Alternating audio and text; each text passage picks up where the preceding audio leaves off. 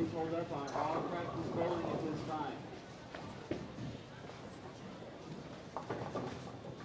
Wow. After 6 squads, you would think that hold up means hold up, guys. Okay, bowlers, can I have your attention, please? You're about to hear something you have not heard all tournament. Thank you. Your recap caps will be set up league style. Unlike last squad, bowlers, you're going to have to write your names down on the recap sheet. Please make sure you remember what letter you are. Are you with me, bowlers? Or no? Their letter. Boys, you are moving 8 pairs, okay? Left lanes move left, that's odd lanes. Right lanes, even lanes, move right. Oh, up, 8 lanes, 4 pair. I'm sorry, 4 pair, which is 8 lanes, okay? Girls, you're moving 3 pair, which is 6 lanes, okay? You guys all with me? I'm going to give you a couple examples because they're not going to be on your recap. If you're on lane 14, when you move the first time, you're moving to lane 20. If you're on 18, you're moving to 24. Guys, if you're on 61, you'll be going to 63. See what I'm saying? 73 will be going to 65. What did I say? To 53. I'm sorry, I read it wrong. 73 will be going to 65. Oops. See, it's new to me too. All right, guys, here we go. You ready? Bowlers, you are responsible for writing your name down and making sure your scores are written down at the conclusion of each game. And then turning in your recap sheet up here to the counter upon completion today. As a courtesy to other competitors, as you finish your game, please, when you move through the house, do not move in to the areas where bowlers are still bowling. Give them time to complete their games before moving into their bowler's area. Spectators, here's that famous talk. Please do not block the entrance to any bowler's area with bags or chairs or people, as our volunteers and staff need to move freely and quickly. Remember, flash photography is not allowed during tournament competition. Okay, now, let's give these athletes a big round of applause as they begin their last round of tournament competition.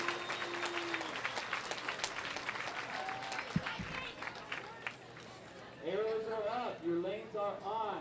Everybody have a great afternoon bowling.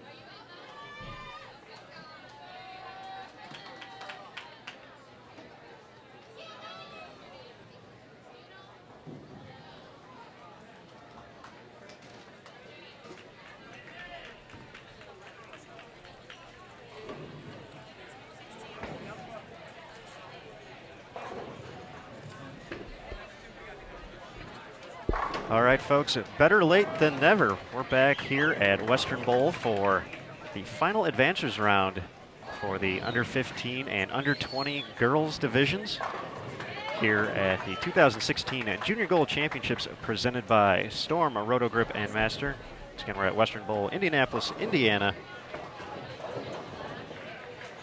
And we're getting down to the nitty-gritty here on Bowl TV.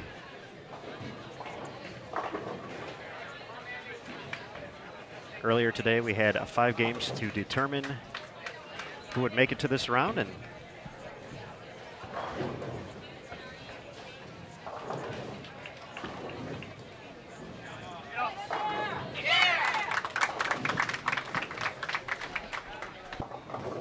looking to make it into, oh, excuse me, we're down to the top 24, looking to cut it down to 16 total players. Mabel Cummings of Elburn, Illinois continues to lead. She's at a 4,044 total. Ellie Leyendecker from Worcester, Ohio, not too far behind, a 40-32. Then some separation between them and the rest of the field.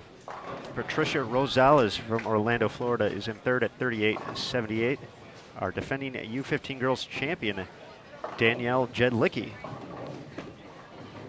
is in fourth at 38-63. And Miranda Pattison of Redwood Valley, California, rounds out the top 5 with a 38-22.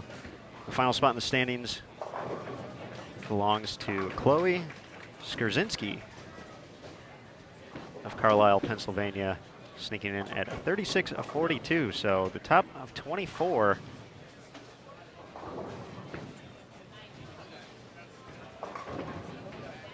On the U15 side, so they'll be moving along pretty quickly. Once again, 5 games. On the U20 side, that's over on 31 and 32. We have 64 players who go both 5 games before we cut down to the final 16. Julia Bond, member of Junior Team USA, leading the way at 43-30. She's the only player plus on the under 20 side. Defending champion Sierra Kanimoto sits in second, 41-96. Heather Panatzer, a member of Junior Team USA, sits in third at 41-80. Sydney Brummett, also a Junior Team USA member. We'll probably say that quite a few times here in this division. Near the top of the standings, Brummett at 41-64, and Adriana Stacy from Sebring, Florida rounds out the top 5 at 41-49. To make 64 took a 38-32 21 game total. It's a 182.48 average. That spot belongs to Brittany Breedlove of Montgomery, Illinois. Taking that last spot, she'll have a lot of work to do, but has 5 games to do it. Some names for us along the way.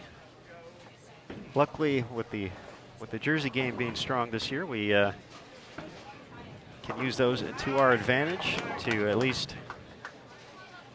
get a few of the names to you.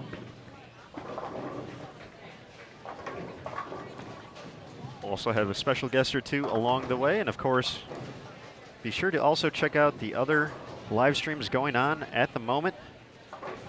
Also taking place at Western Bowl behind lanes 63 through 66. We have the under 15 and under 20 boys final advancers round, and over at Woodland Bowl,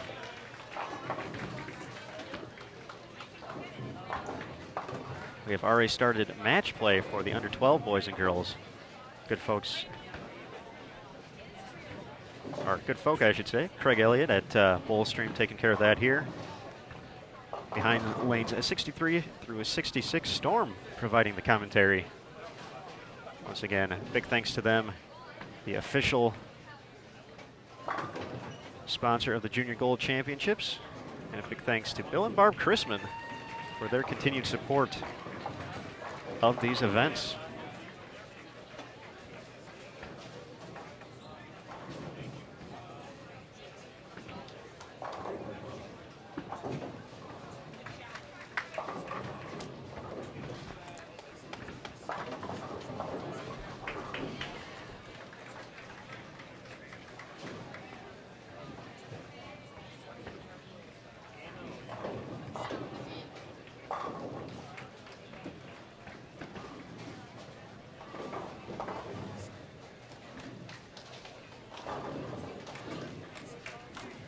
For standing schedule and more for the 2016 Junior Gold Championships, be sure to visit bowl.com/Junior Gold for more information. We have results, schedule, as I said, pretty much everything you need to know about the event. And if you're interested in competing down the road, also a great place to start. Check out the Junior Gold Handbook. You can find out about leagues, tournaments, qualifiers, and even get your membership. So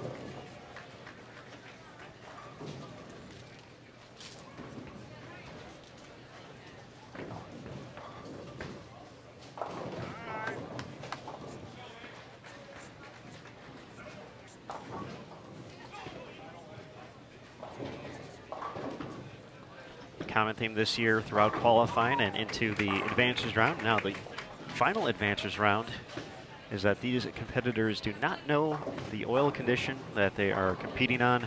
They receive no prior lane graphs, not the length of the pattern, not the volume, not anything. We don't know it back here either, so you can ask all you want, but we won't know until the end of the tournament. Big thanks to Nick Hoagland and the good folks at Kegel, the official lane maintenance provider, for coming up with the patterns. We got quite a few of them throughout the 5 different centers being used throughout the week here for Junior Gold,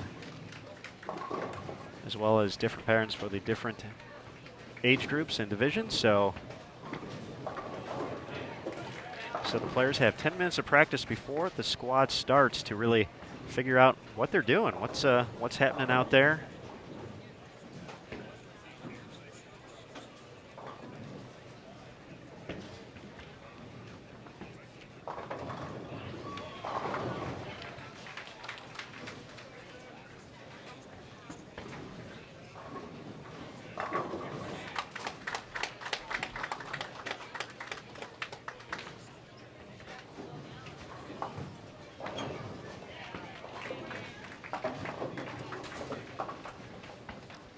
Hardworking Emil Williams Jr. getting us some names here to match up with the letters and numbers for each lane. So we'll read those in just a second here.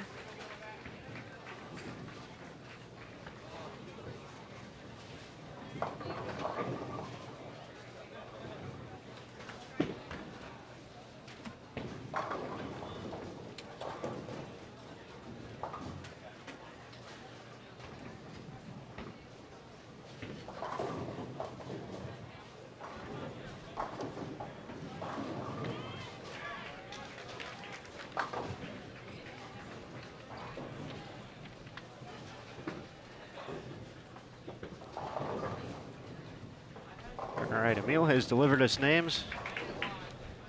And we also have our first special guest, courtesy of Storm.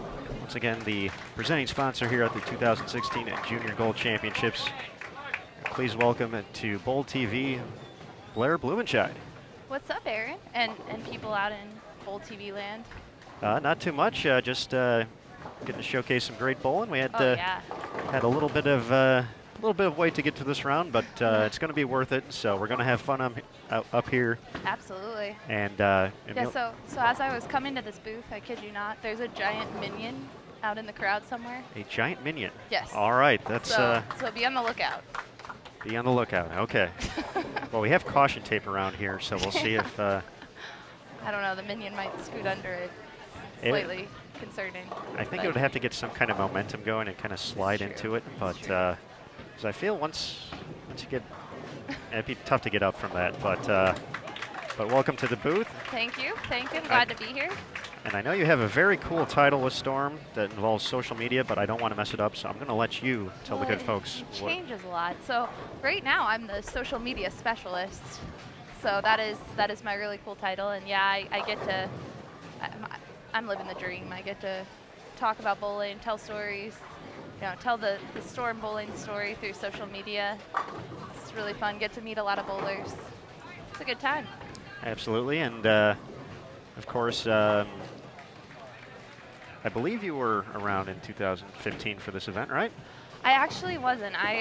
So this is my first time back at the event since I bowled it. Okay, well, so you got to experience all the extra fun this week. Yes. Of course, we had the opening ceremonies at Victory Field here in Indianapolis, cool. And Storm a day in the park. Yes, yeah, we had a packed weekend. It started on Friday, really, because we hosted a pro-am for the Junior Gold participants to participate in.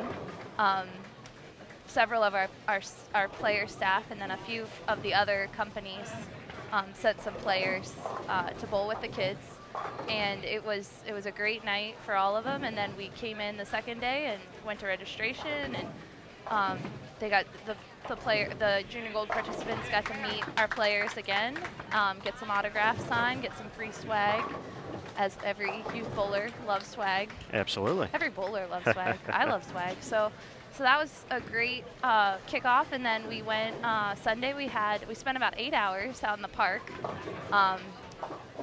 We played, wiffle ball, frisbee, cornhole, everything that you can imagine doing in a park, and we even had some celebrity guest pitchers. So Jason Belmonte was out there pitching, and Did he pitch with 2 hands? That's he what did I want not. to know. One-handed pitching. He probably got lit up then, I would imagine. He doesn't He stand a did. chance one-handed, He so. got some hits off of him. I'll say that. So it was a really fun day. But and then, as you said, the opening ceremonies, which was by far the coolest. It was so cool to see these kids walk in with their state flags, and you could see how proud they were to be here.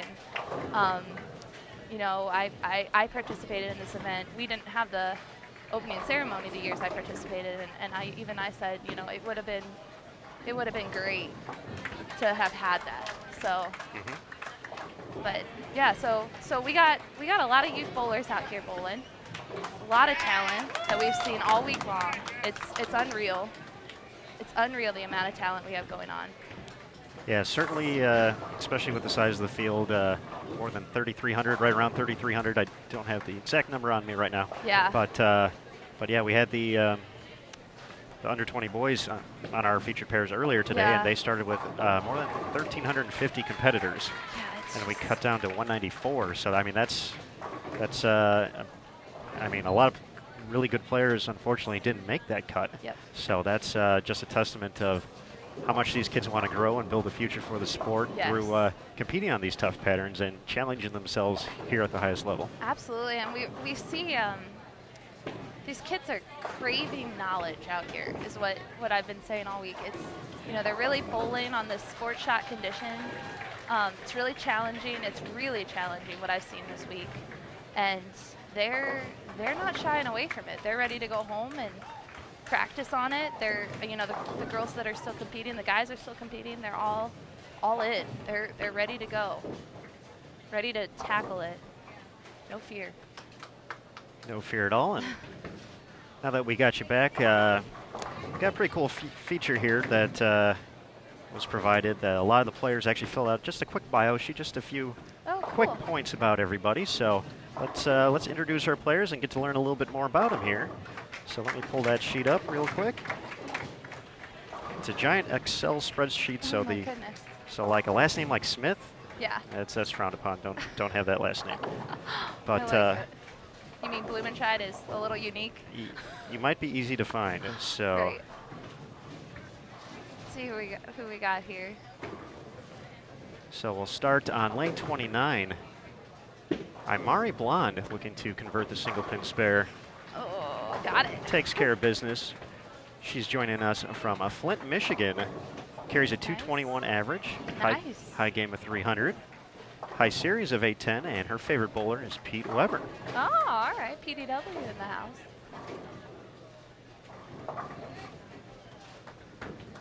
We were posing for pictures there, so. Yeah, sorry. Hey. Pause. Got to smile. Exactly.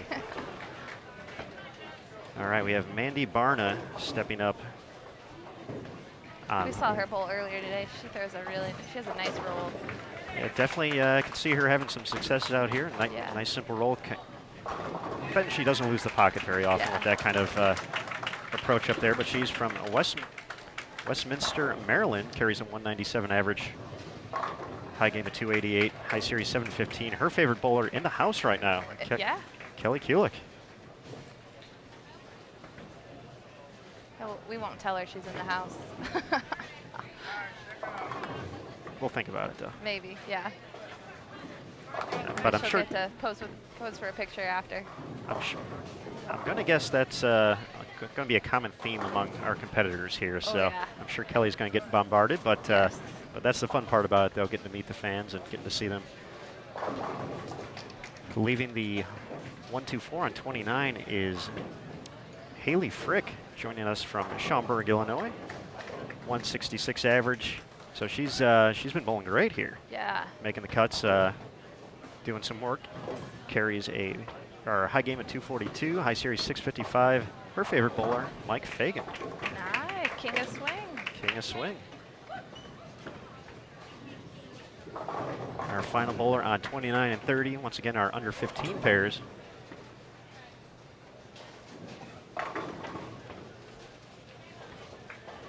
Miranda Pattison from Redwood Valley, California. Miranda getting ready to step up on lane 30. 177 average. High game 279, high series at 705. He's a big fan of Missy Parkin. Another solid bowler. You know, what's really cool about all of these kids is not only do they want to challenge themselves and bowl on these patterns, but they're watching bowling, and they have players that they admire and players they look up to, and I see that a lot with the younger generation. They're actually, and the kids I coach, I joke with them because they're all on YouTube all the time. And so I'm like, you know, you're watching stuff on YouTube, go watch bowling. And a lot of them are. They're just watching the old clips, you know, watching Bowl TV, watching all the extra frame, everything that they just love bowling, which is really cool to see. Absolutely. And one of the interesting things that Emil and I noticed when we were kind of doing this for the guys earlier today was how many of them look up to kids, or I shouldn't say kids, I should say bowlers, but essentially still kids in the whole scheme of things. So many, you know, Marshall Kens, AJ Johnson, Jesper Svensson. Yep. He's competing at the World Youth Championships next week. I mean, he's still age eligible for that. So Anthony Simonson won the Masters this year. Absolutely. And he's still, you know, a kid basically in all. We've known Anthony since he was like 12, so it feels like he's about 26, but yes, still 19 somehow. Yeah, it's funny, but yeah, Marshall and AJ were both commenting on that because it was kind of weird for them to be on the other side of Junior Gold this year because they feel like they were just bowling it. They feel like they were just here, and you know, time flies. Absolutely, just winning Junior Gold too. Right, exactly, yeah. So. Yeah. All right, we have Haley Boyle stepping up on lane 31. Let's see. Haley almost connects. Everyone's a little bit high, leaves the 4-pin. Haley joining us from Ormond Beach, Florida. Average of 208. High game of 300. Very nice. High series of 720. Her favorite bowler, Scott Norton.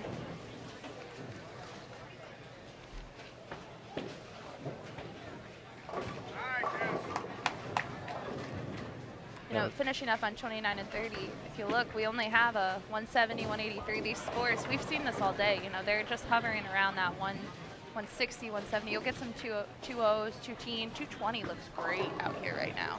220 looks like a 270 game today.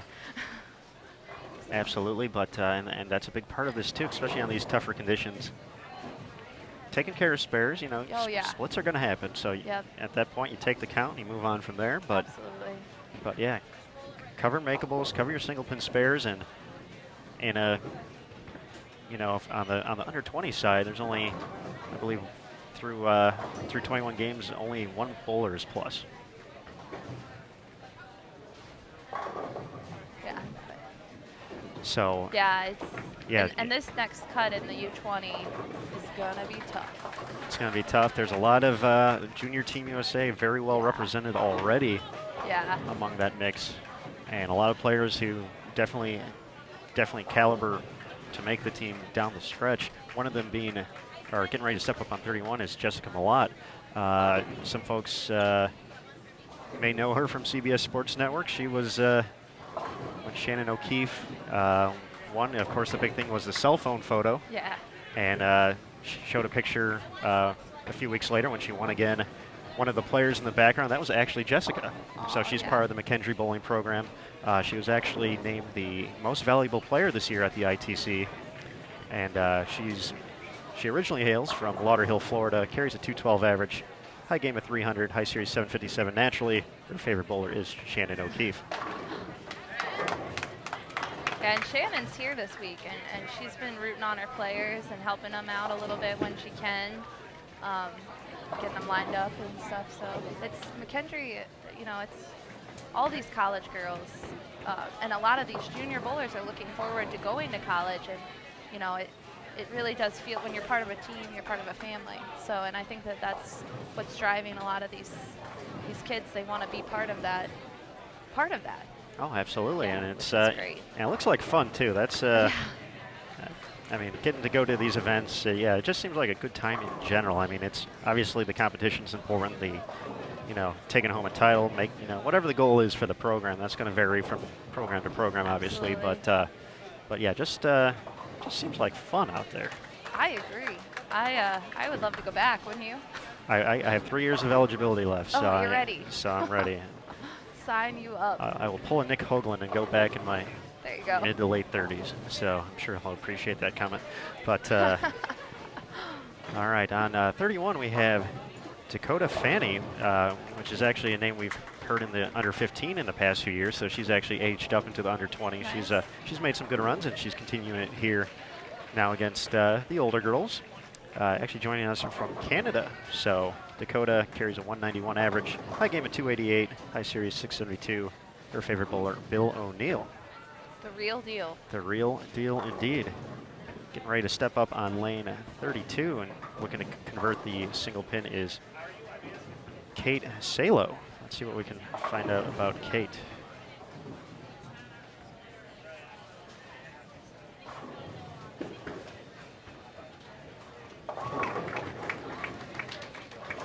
Dakota's up to convert a tricky split here.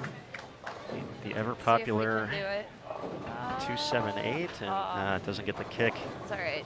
That's tough. But for Salo out of Manchester, Iowa, 192 average, 276 high game, 702 high series. Big fan of Jason Belmonte.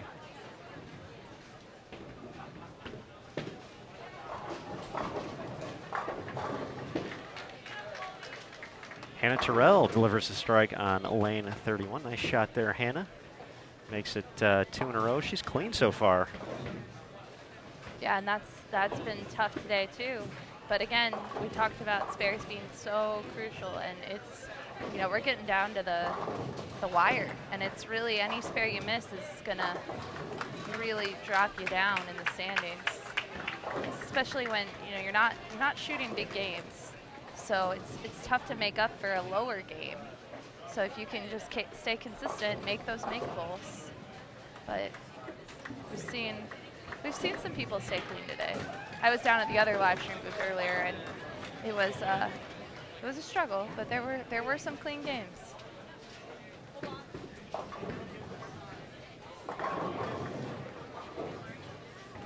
Trouble for Emma Kuhn in the 8th frame, working on a double, but looking at Greek Church now. We almost saw this converted down at the high end earlier today, so let's Really? see if she can. Yeah. See if Emma can make a run here. Although at this point, I would be going for 3 if I were her, but you never know. Count always important. Emma joining us from Nichols, Wisconsin. 204 average, high game at 300, high series at 789. Another big fan of Kelly Kulik. So Kelly well represented here in the early goings. How can you not like Kelly? I agree. I'm not going to argue with you there. No. Of course, Kelly has been helping us out a ton on CBS Sports Network. When she's not making the show, she's been teaming up with Dave Ryan to help put those shows together, and that's something newer for her, and she's really jumped into the role. And we've had her on not only for the PWBA but intercollegiate youth events as well. And yeah, she's all over the place. You turn on the TV, you hear her voice lately. That's true. That's a good thing. That's a very good thing. That's not a very good thing for Jessica. So, fortunate break on the 7-10 and the 9th.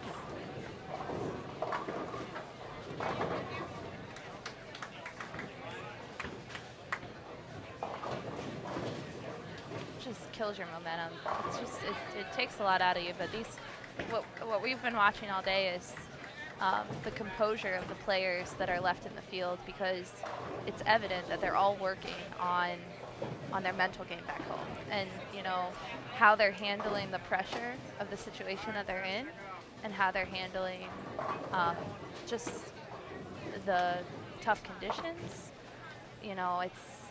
We've seen some lower games, and the ability to bounce back is just impressive at such a young age. I'm not sure I could have done that when I was some of these kids' ages. Even in the U15 division, it's amazing to see some of these kids that they're just tough. They're tough. Very. I'm looking forward to them coming out on the PWBA tour. They're going to come out and beat me. No, I'm just kidding.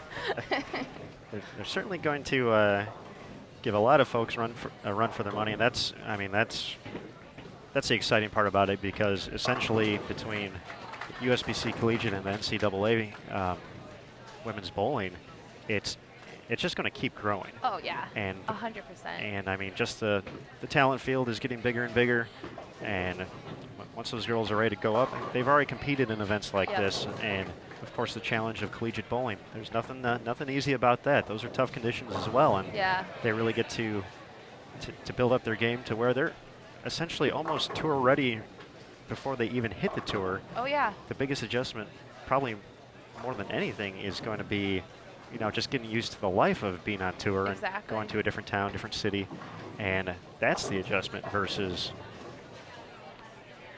having the game for it. Absolutely, and yeah, and we've seen that in the youth. They're coming out and they're making cuts. They're making finals. The Queens tournament has seen some young champions. So it's not that the veteran players aren't still winning, because they're tough out. It's a tough field right now. When you're bowling the PWBA tours, it's coming from all sides. You have to be on top of your game at all times. Absolutely. So, and these kids, I mean, this field's no different.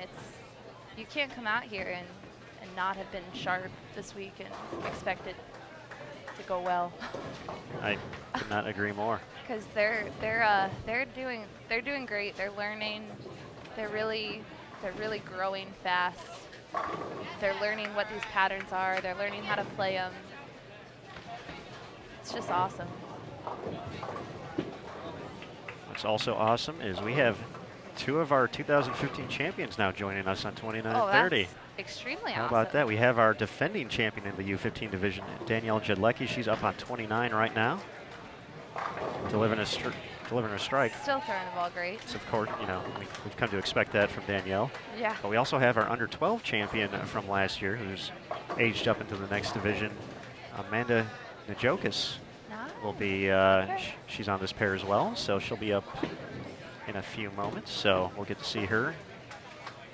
And that's been a cool thing too for some of the under 12, under 15 players. We've seen them just move right into the upper division against the older kids, and boom, making match play, we're not to match play yet, but we'll just pencil them. They're good for it. But yeah, just moving right up, no intimidation. Yeah, it's amazing. And I met one of the, she was a U12 champion a couple years ago, I think, and her name is slipping away. Madison Bailey. There we go. Thank you. Madison. She was one of the scorekeepers and score monitors at the PWBA tournament in Sacramento, and that youth program was phenomenal out there. And Madison is just, she's all about bowling. These kids are all about bowling. That's what's really cool to see. It ignites the fire in the rest of us. They really are the future. Absolutely. It sounds cliche, but they are. It's a good cliche though, so we'll take it. I love it. All right, 10th frame wrapping up here on our under 20 pair. Once again, 4 more games after this, 5 games total this round to determine the top 16 pretty much across the house. So we have all of our U15 and U20 competitors on both the boys and the girls competing right now. If you want to follow the boys, head over to youtube.com/BowlTV and check out the Storm Station. Yeah. I heard you were on earlier. I saw rave reviews in the chat. So you and Wes doing some work over there. So it was fun. We're having a good time down there. We'll share some love down here this afternoon though. We got a lot of guest stars coming in from Storm this afternoon. So people are gonna, I think Danielle's gonna show up at some point. Tim Mack will be back.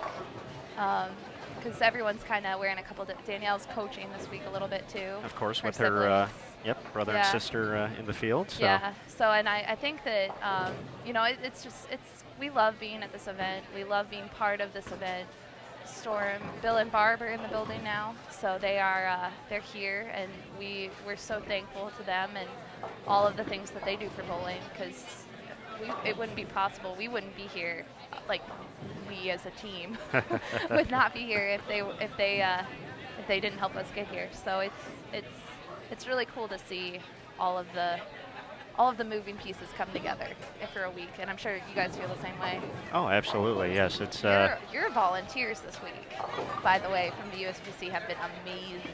we have a very dedicated, very special group that we have our USBC officials out here, and you know, part of the youth team, part of the association's team out here working the tournament, but not only the local volunteers from, you know, just folks, we got a young man right in front of us taking care of score corrections and making sure everything's all right, to association officials, to some of these folks travel around with the tournament and just kind of come out to work it, you know, whether they caught it in a different city before and just enjoy the atmosphere so much and just want to help build a future. And so, I mean, yeah, this tournament certainly would not be possible and be even close to, you know, how well everything has gone with without their help and continued assistance. So big thanks to them. And of course, our host here as well. Yes. Throughout the entire city of Indianapolis and the city of Indianapolis for really making the bowlers feel at home and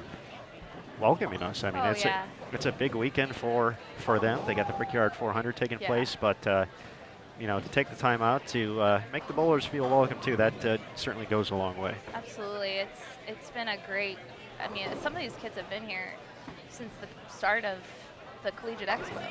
So that started like not last Tuesday, but the Tuesday before. So they've been here for over a week, and you know, the parents that have sacrificed their time to get these kids out here. It's just there's, you know, I tell the kids all the time, you know, make sure you say thank you, and you know, we don't know if they do or not, and they're at the age where they might forget. So we say thank you for them. Absolutely. And then they'll come back around and they'll remember to say thank you. I'm not sure I said thank you to everybody when I was their age, so we'll take it for them. Take Absolutely. it for the team. We'll cover them for now, but yeah. Hannah Terrell finishes up with a big 222 to start things off. So Hannah joining us. We didn't get her bio. She was the only one left. Midland, Michigan. Okay. 210 average. High game at 285. High zero is 725. She looks up to Trevor Terrell. Oh. So I'm not sure if that maybe an older brother, maybe father, uncle, cousin, but cool. So yeah, little roots. Loving the bowling families. Loving the Midwest bowlers. Not against anyone else, but you know. Well, you got your ties, so. we there's a lot of talent out here. I will do a shout out to the bowlers from Hawaii though, because now when I was a youth bowler, I crossed with a girl from Hawaii, and she brought a really cool candy from Hawaii, and someone I saw this week had the same experience where a bowler from Hawaii brought this candy, and it was like a door opening effect, basically. Like, you started talking about cultures, and I think I'm still friends with her on Facebook. I'm not 100% sure, but you know, those friendships that develop even just with just little tokens, I remember that. So it's pretty cool. Absolutely, definitely a good way to get going. And I think I want to move to Hawaii and start bowling there. Oh, there you go. That's that is the dream, right? That would be all right. I don't know. Or we could just have junior gold in Hawaii. That might cover it. So I'm game. So Can we talk to Chad? We'll let him know. Approval. We'll let him know. Got him on speed dial? No, I'm just kidding. I'm sure I'm not the first and won't be the last to see if we can make that happen. But yeah, probably not. So I wonder if they've ever thought of that. I don't know if the parents would love us if we took it to Hawaii. Might be a little bit more expensive. Maybe a little bit, but definitely. Definitely experience, though. Imagine that. All right, so we've got a little pause, it looks like. I'm not sure what happened here, but.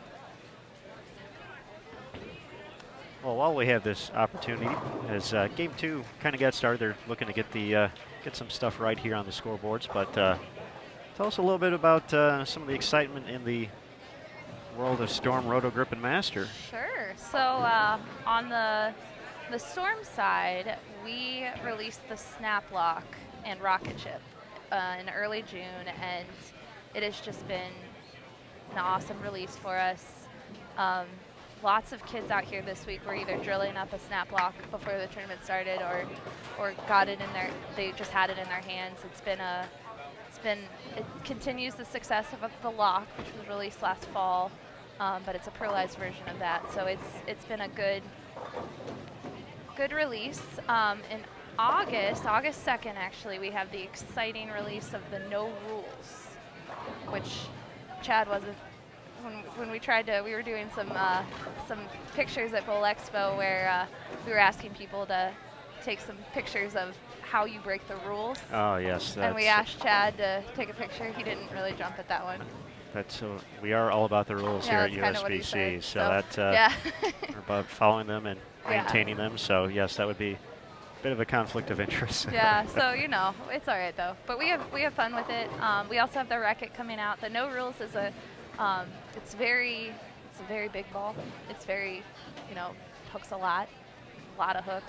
It's kind of the hypercell, but it continues more than the hypercell, but it's the hypercell redone. So, those are the excitement, and you can follow us on social media. We release all of the videos and reviews and everything we have going on our social media pages. We want to hear from you guys in the chat room, and everyone that's watching. Feel free to reach out to us on our Facebook page, on our Twitter page, on our Instagram channels. We try to answer all your questions. So if you have any questions about the releases, we're here to help. And usually our brand managers will comment on them. So you might get a Facebook message back from Schlem sometimes, which is pretty fun. I could imagine. Yeah. And then we also have our YouTube channels where we have our release videos. We also have the Wreck-It releasing too, and those are actually another shameless plug. We have matchmakers that travel around to different cities. So those two balls are in the matchmaker right now. So if a matchmaker's coming near your town, you'll be able to demo it and throw it and try it out. So check our schedule. The matchmakers are listed on Storm Bowling's website under events. And if one's not coming to you, check with your local pro shop, and we can get you all signed up, and then you can test them out for yourself. Because I know leagues are right around the corner. They're fastly approaching. Yeah, it's gonna be here before you know it. So this summer disappeared. I would agree.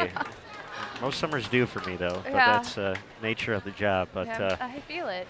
But yes, a lot of excitement though, and of course a lot of great things coming from Utah, from Storm Rotogruppen and Master, and of course excitement. We're excited we're excited. We're just always excited.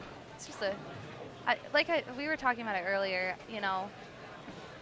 Brands aside, it's an exciting time to be part of bowling. It feels really hot and feels really I don't know. It just feels like a great time to be here. I agree. I mean, the sports. The game's the same, in the simplest forms at 60 feet, round ball, wooden pins, knock them down, one shot, two shot, whatever it may be. But just the landscape is changing so much, and we can see it right here. Of course, the youth involvement is just huge, and just the look of bowlers nowadays, all the jerseys, all the these kids look like the next generation of athletes coming up, and that's exciting. I'm sure you guys have been pretty excited. I've seen plenty of young men and young women wearing Storm jerseys this week, all decked out. Yep. It's been very fun to see, and like you said, they look like professionals out here. They're dressing the part, which is part of it. If they believe in themselves, they're ready to step out here and be a champion. So, and the other cool thing that I've seen this week, and I don't know if you've noticed it, I'm sure you have, but one of the things that I really like that I'm seeing in this new generation of bowlers is the fitness side of it. Mm-hmm. And a lot of these kids, before they start bowling, they're stretching, they're doing some jumping jacks, they're squatting, they're getting warmed up. Getting ready to go, and that's really cool to see, because it is a physical sport, and if we threw a Fitbit or any of the step monitors on any of these kids, I think people back home might be a little surprised at how many steps turn up. Oh, absolutely. I mean, and I think a lot of the stretching, you know, Yeah. for the younger kids, maybe not so much because they're younger kids and Yeah. they can do whatever they want and they don't hurt the next day. Right. But I think just the coaching in general is getting so much better. Obviously, the collegiate Yes. programs are wonderful, Yeah. so strong, and you know that's a big part of it too. And you know, you see so many of that on the collegiate level, just in teams in great shape overall, and Oh, yeah. and the stretching, and that's part of that's why you get to the center an hour early instead of 45 minutes, because that's part of their schedule. That's part of their Yeah, routine now right. is 15 minutes of stretching. But also on the high school level, and even on, and it's here this week, and just kind of segueing as well, but the USA Bowling program I love it. Yes. is first time on the national level, first time going to be on TV. We already have our finalists in the U15 division, and we'll know our U12 teams coming up later tonight. But another team aspect, coaching involved, uniforms involved, and I mean, I got to watch. Very cool program. Very cool. Got to watch a little bit of the U15 when I got into town 2 days ago. Yeah. And you never know what you're going to expect. Expect to see the younger kids, and they were throwing a lot of strikes up there. There was actually last night there was a 296 game. Oh, wow. in the Baker format. So Wow. that's Very that is incredibly impressive, especially at under 15. That's it's phenomenal. It's awesome. I really like that program because it's allowing younger kids to really embrace the Baker system. And we were talking about it. I forget who I was talking to about it, but that's what they're going to see a lot of going forward. High school, college. When you get to college, if you want to win a national championship, it's a Baker game. Mm-hmm. It's a to get out of sectionals. I don't know what they bowl now, but it used to be a ton of Bakers to get out of it. So it's really cool to see. I do want to back to the chat room. I saw Noah shouting out to me, and I don't know if this is the same Noah, but earlier this morning there was a Noah that was like in Pacific Standard Time up at 7 a.m. today. So I don't know if it's. There we go. Yeah. So he's still awake. This kid, man. I'm impressed. Go Noah. He's rocking it. So we're shouting out to Noah. Keep up the good work, Noah. Hopefully. He's watching all day long. Hopefully learning a lot. Absolutely. It's definitely a lot to learn. I don't know how much from me, but definitely from the bowlers out here. Absolutely. So Emil Williams Jr. Do we know who's bowling? We have names. We have pronunciation. So so these kids are pretty good about getting their names on the back. Absolutely. Definitely makes it easier. But Emil, going the extra mile, getting a few pronunciations for us. So excellent. I don't do what I usually do with names I don't know how to pronounce. So yeah, I apologize for any butchering I do. All right, so we'll get the 29 to 30, or 29 to 30. Lane's 29 and 30. We've been doing the age ranges so much today that it's. Yes. So we already talked about a little bit about our two bowlers who are on, or at least on the screen on lane 30. Yeah. Sorry. No problem. It's not every day that Tim Mack taps you on the shoulder, so that's a good problem to have. But as we mentioned already, our under 12 champion from 2015, Amanda Najokis, is looking to stay clean here, and that's actually what she did. That's how she ended up getting the title last year. Right. Just filled frames for 2 games, and didn't have to strike a lot, but just kept leaving spares she could make. Like she had been there 100 times before. Yeah. Didn't look like it bothered her at all. It was just going through the process, taking care of business. Now Amanda's from New York. Let's see if we can get the actual town.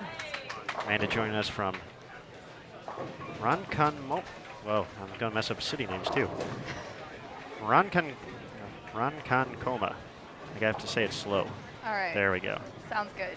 That's in New York. 225 average, high game of 290, high series 750. Big Kelly Kulik fan. Following her on 29, Danielle Jedlicki, our under 15 champion. Saw someone rooting her on in the chat room. We have a few bowlers from Tennessee on this pair. Danielle from Murfreesboro carries a 210 average, high game of 300, high series of 760.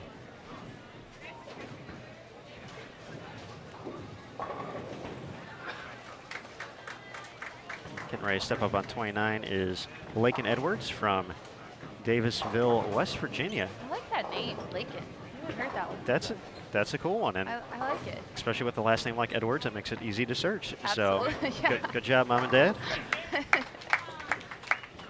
Lakin carries a 196 average, high game of 300, high series 715. Fan of Danielle McCune. Throws a good shot there, but fortunately a 10-pin left standing.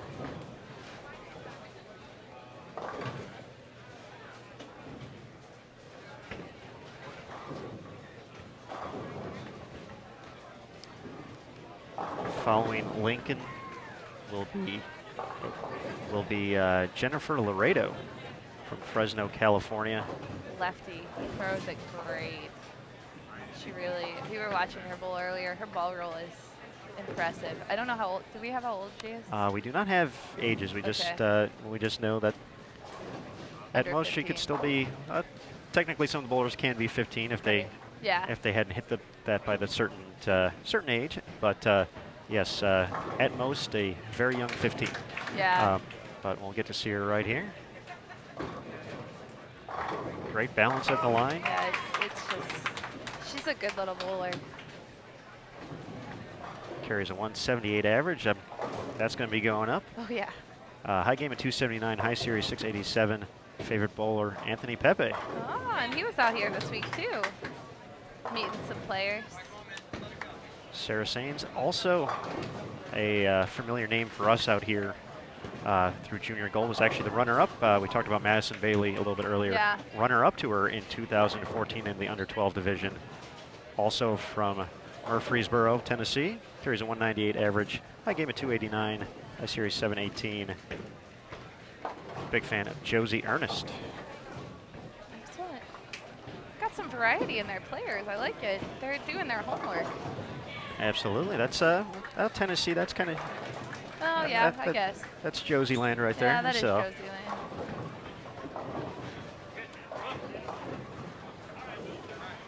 We'll get to our under 20 pair in a moment here. Emily Koulis starting off with 3 in a row before leaving the 610 in the 4th on lane 31.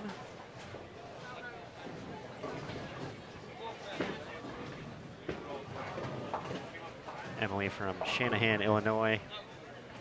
184 average, 289 high game, 753 high series.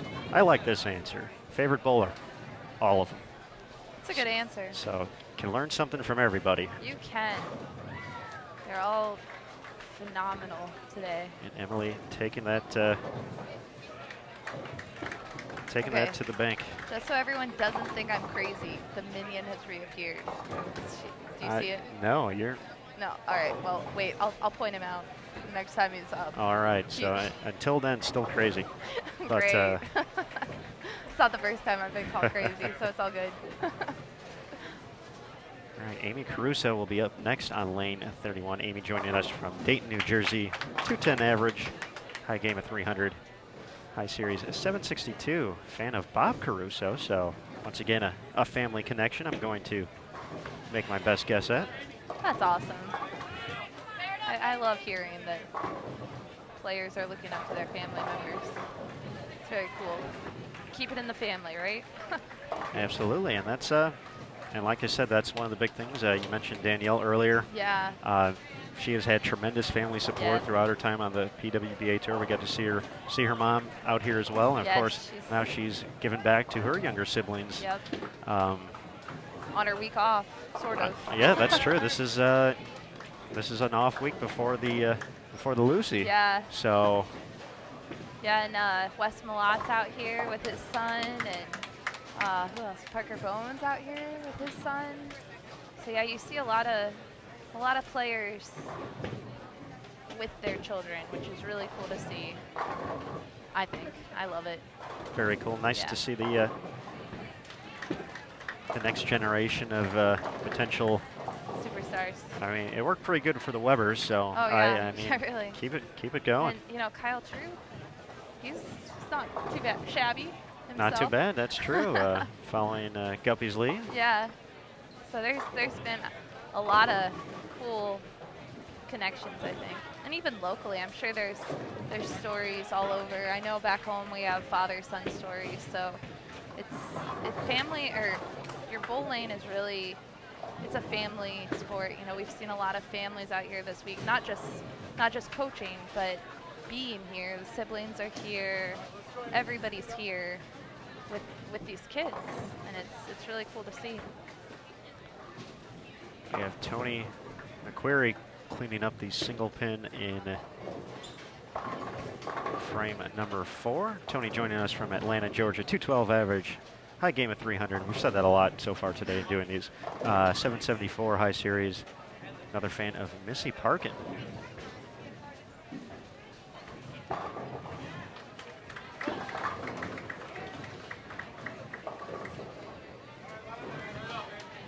All right, so we have, who's stepping up on 31? This is Danielle Lane. Okay, she is on a 4-bagger right now. Not to jinx it, but you never know. Danielle joining us from Latta, South Carolina, 205 average. She's been there before as a 300 to a record. 770 high series. Big Chris Barnes fan. Playing a pretty direct line here. Great. Just gets that one a little bit too left to start and runs high, but She's got some power. I like it.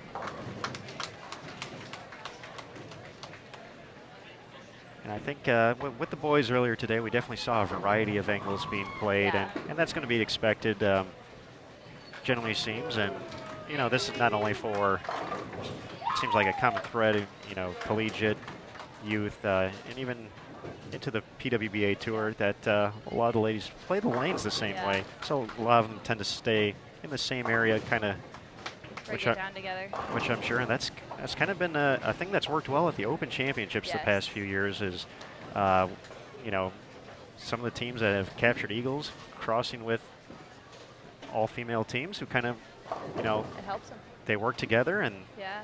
just that dynamic just has been a very well working theme in the past few years. Is Blair tried to take down the live stream there, but to no avail on her part. That would have been pretty exciting. It would be our second close call of the day, so you weren't the first. We had so. one down there too, so but it was not me earlier. I'm All not. right. That's my first. But yeah, no, you're absolutely right, and we saw that. It was interesting because at the high end, the guys about game 4 or 5 this morning, they started lofting. They started getting left and really getting.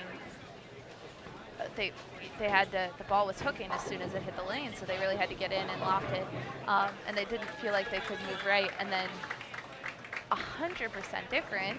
On the girls' side, we saw them moving right and playing more square and getting, you know, trying to push it to the pocket. And, you know, it was just interesting to see the different lane play side by side as the guys were like 3-stepping in front of the ball return, which is impressive in itself because I can't do that. I hear you on that.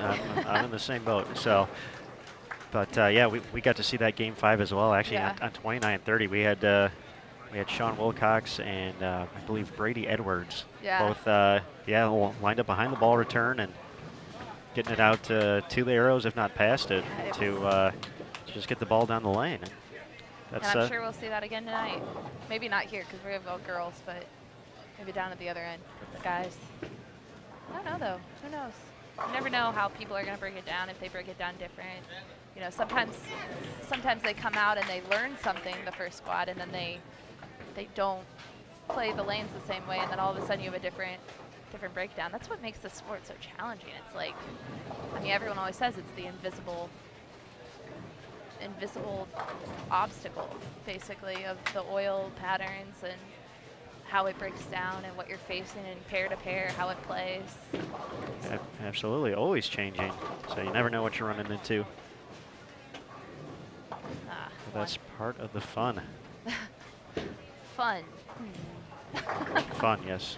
I'm just kidding. It is fun. It's challenging. You're always thinking. We have Cassidy Corey stepping up on lane 32 right now, working on 2 strikes in a row. Cassidy from Brooklyn Center, Minnesota, makes it 3 in a row. Great nice shot. Carries a 209 high average, high game 266, high series 754. Favorite bowler, Danielle McCune. We have one more bowler to introduce, and then I now understand why the line was so long in the booth to see some of these players, because all these kids, their favorite player was here this week, so I get it now. And that was definitely one of the cool things as Amanda Garvette gets ready to step up. She had a nice washout conversion last time up on 31. Yeah. She's showing some good games going on right now, actually, on both pairs. Absolutely, yep. Once again, a pair of champions on 29 and 30, along with a runner-up in previous years. So, grown to expect that from them as Amanda comes in a little bit light, leaves a 2.8. She's joining us from Wausau, Wisconsin. 210 average, high game at 279, high series at 777. Big fan of Shannon O'Keefe.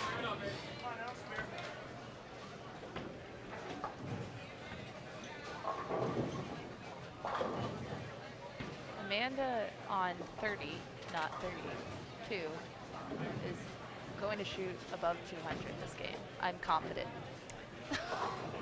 I would take that to the bank. After spending so many months in Vegas, I've learned a sure bet. And she did. And that's what in the short time we've gotten to know Amanda, this is her game right here. It's it's making spares, not getting yourself in trouble, and there's a reason why she's, I think she was 12 last year when she won, so presumably she's now 13 and has a national title. And it's that reason right there, just cool, calm, collected.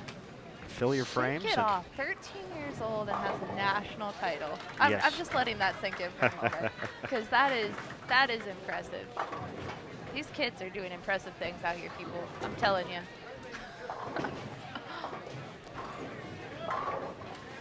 Emil Williams Jr. sending us a note. Tony, who's up on 31, will be a freshman at Belmont Abbey in Belmont, North Carolina, starting in the fall. That's a new collegiate program, so cool. So Tony looking to go Tony. Help start a new tradition at a new startup.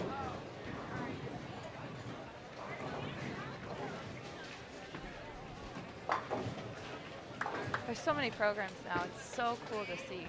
They're starting every year. If you have a child that's looking at collegiate bowling programs and you're younger, do your homework. There's lots of programs out there. And that's the cool thing. Of course, all the coaches have been here. I've seen Mike Kubecki with Calumet College, Del Warren, Randy Stoughton, Shannon and Brian O'Keefe, just to name a few who I talk to a lot. So that's the main reason why they're coming up first. But yeah, I mean, obviously a great opportunity for them to continue to see what's coming up next, and not only get some ideas, get the opportunity to talk to a few folks. And I know some of the rules might be different on the NCAA side, I don't want to say Shannon was breaking any rules, since McHenry women are on the NCAA side. So and they explained that to me, and I know the rules change every year, but it's really hard for them, because a lot of the NCAA programs, they're not allowed to talk to these kids during competition at all, except for the kids that are at their programs currently.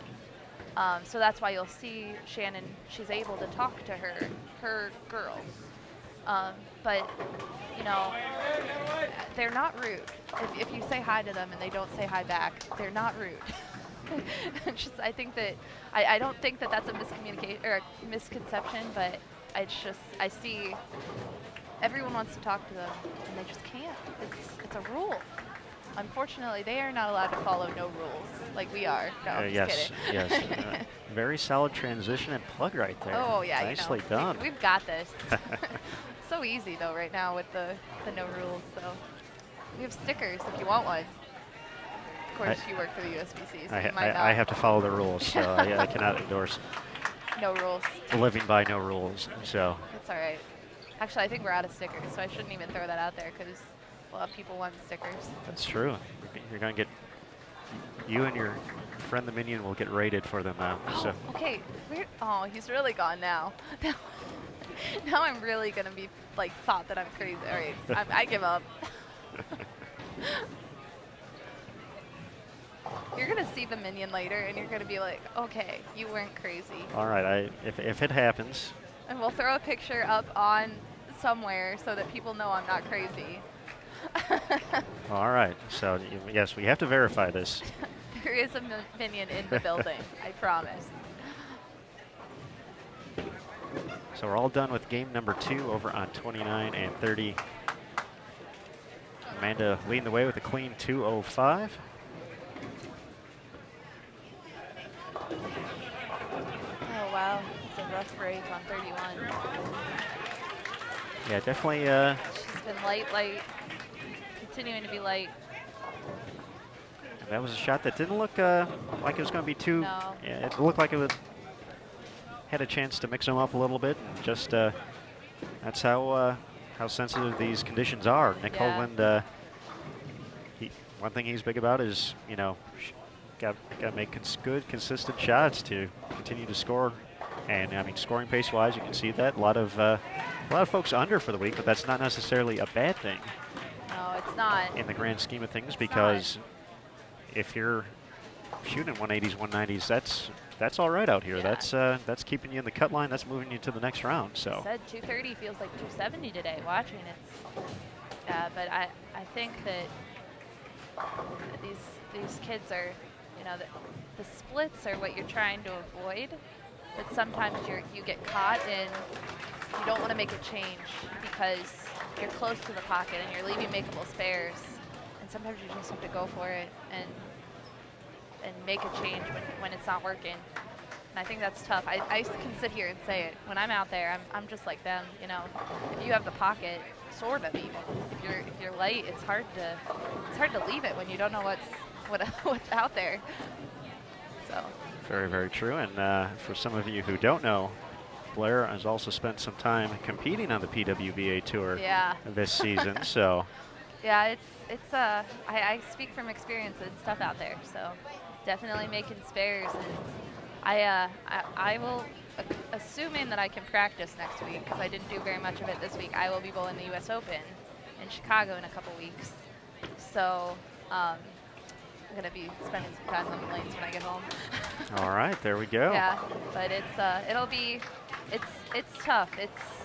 I like seeing these girls. They're ahead of me where I was at their age, and it's fun to see them. They're gonna get far. These kids they really are. And if you're not bowling scratch events, if you're not bowling on Sport Shot, go try it. Go find a tournament, whether you're adult or youth. You know, it's fun to be challenged, I think. So we'll see what happens. I think the next few years of bowling are going to be exciting, though. I'm a little scared competing, like I said, competing against them. Wes Malott was joking earlier too. We told him, we're like, hey, these guys are going to be out on the PBA tour next. He's like, yeah, I know, they need to slow down. So we're all, we see you out there, youth. And you know, we had what, 3,300-ish kids out here this week. That's the number we're going with.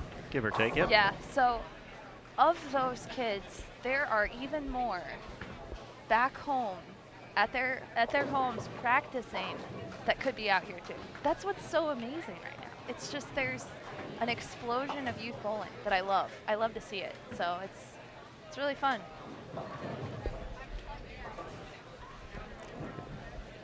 And the Junior Gold membership numbers, I mean, we talk about how many folks are out here. That's not even, you know, we're not anywhere near 100% yet for the members, the Junior Gold members that's making it out here, and we're running out of big centers to go to at this point. I mean, but once again, just the kids wanting to have the opportunity to come out here, and once again, record numbers here in participation, record number of memberships. So a lot of good times here. Yeah, yeah, and you're absolutely right. 100% of the kids that were out here this week, no matter how they bowled, they wanted to be here. So there's something to be said for that. All right, Blair, we have a question in the chat from, well, several questions depending on how many you'd like to answer, but Noah's asking a few, so. Okay. For heavy oil, do you recommend Alpha Crux, Snap Lock, or Eternal Cell? Okay, that is an excellent question, and you know, it depends, Noah. It depends on how you throw the ball, and you know what you're looking for out of a ball. All of those are great choices for heavier oil. I've used all of them on heavy oil, to be honest. And I think a lot of our players have too. So it really depends. The Alpha Crux is if you're looking for something that'll hook early, depending on how you have it drilled, you definitely are going to get that from the Alpha. And it's a very strong ball if you look at the numbers on storebowling.com. The Snap Lock and the Eternal Cell is,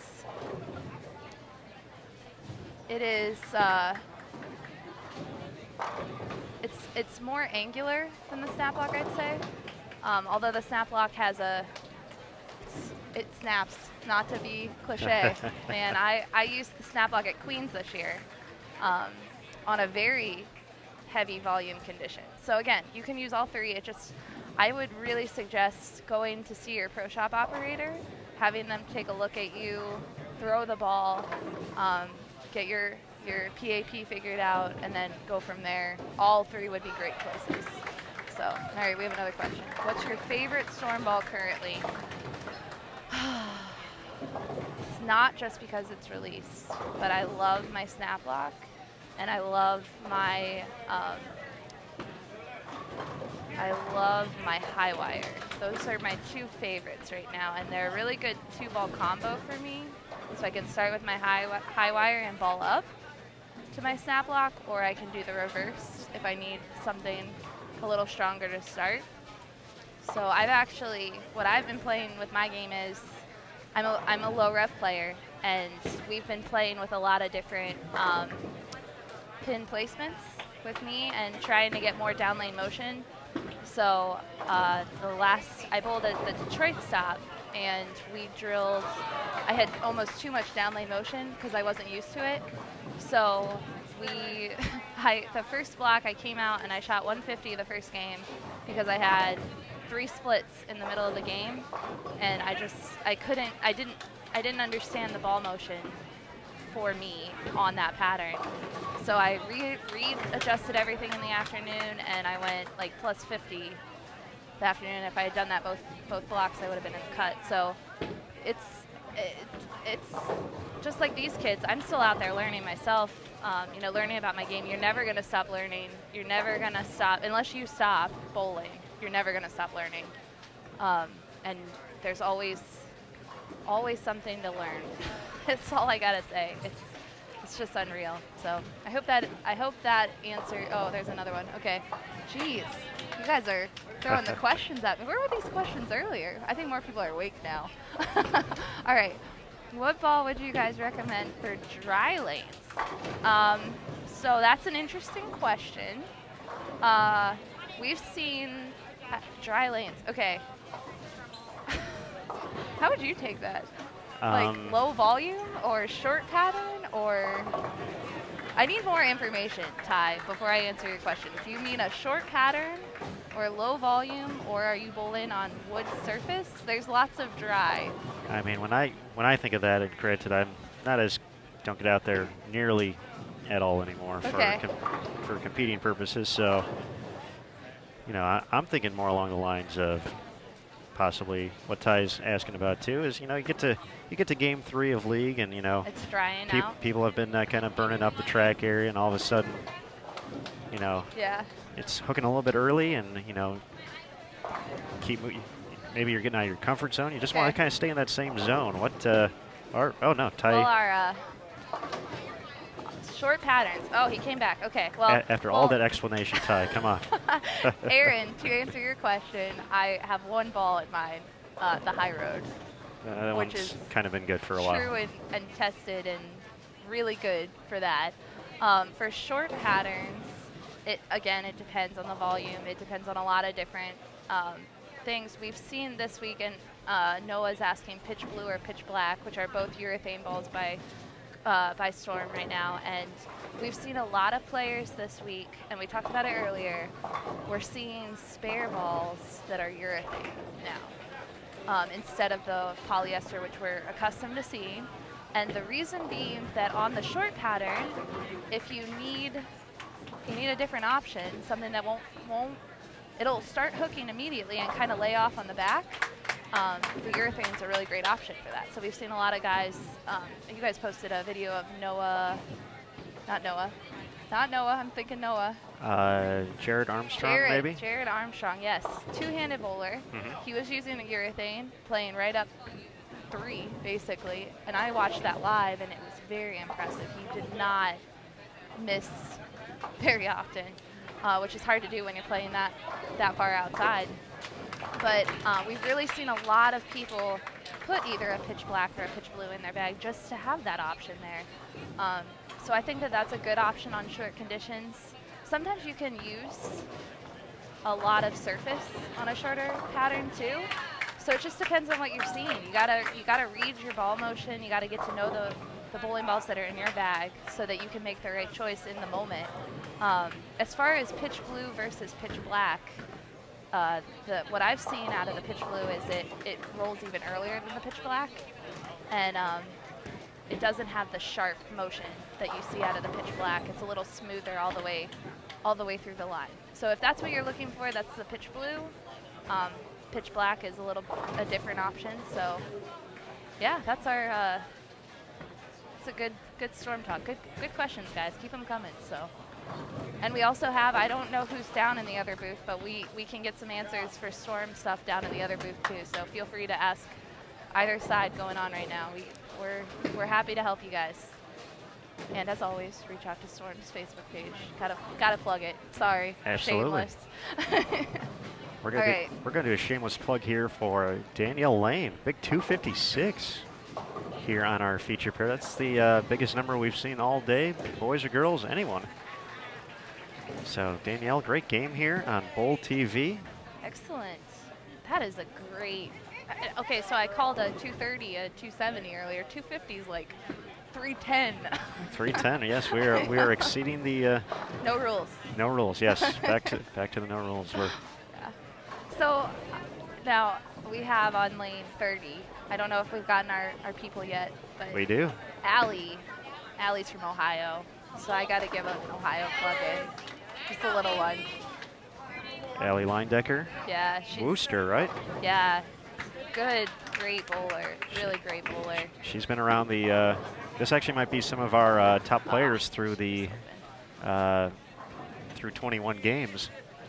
I see Mabel Cummins coming here as. Another. I've seen her around. I mean, she may not be on this pair. I might have lied. All of that build up, but yes, Allie's been right around the top of the standings all week in the U15 division, and yeah, she's. I've been hearing about her for a really long time in Ohio.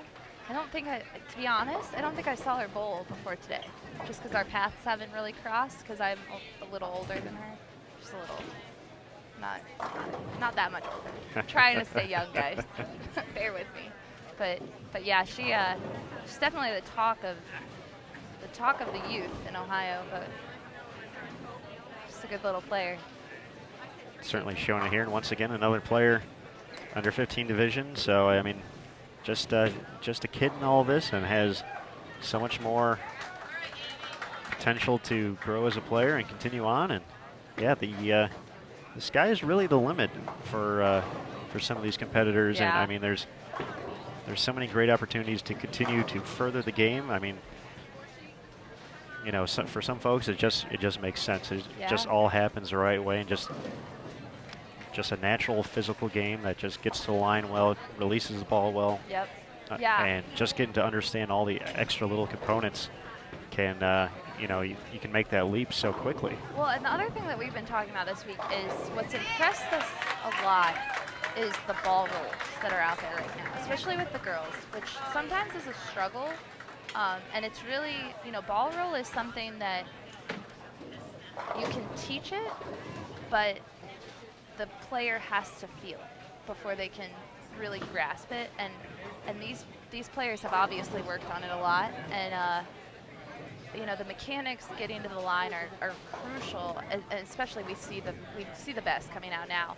But we saw a lot of players this week that had a good ball roll and just a couple things that are a little off, but they can go home and work on that, and then they'll be right out here next year, right in the top 16, or, well, we're not in the top 16 yet, but top whatever we're in. What are we in? 30? This is 32, 24? I think 24 is U15, 24 right? for U15, yep. So, okay. And then we're at 64, I believe, for...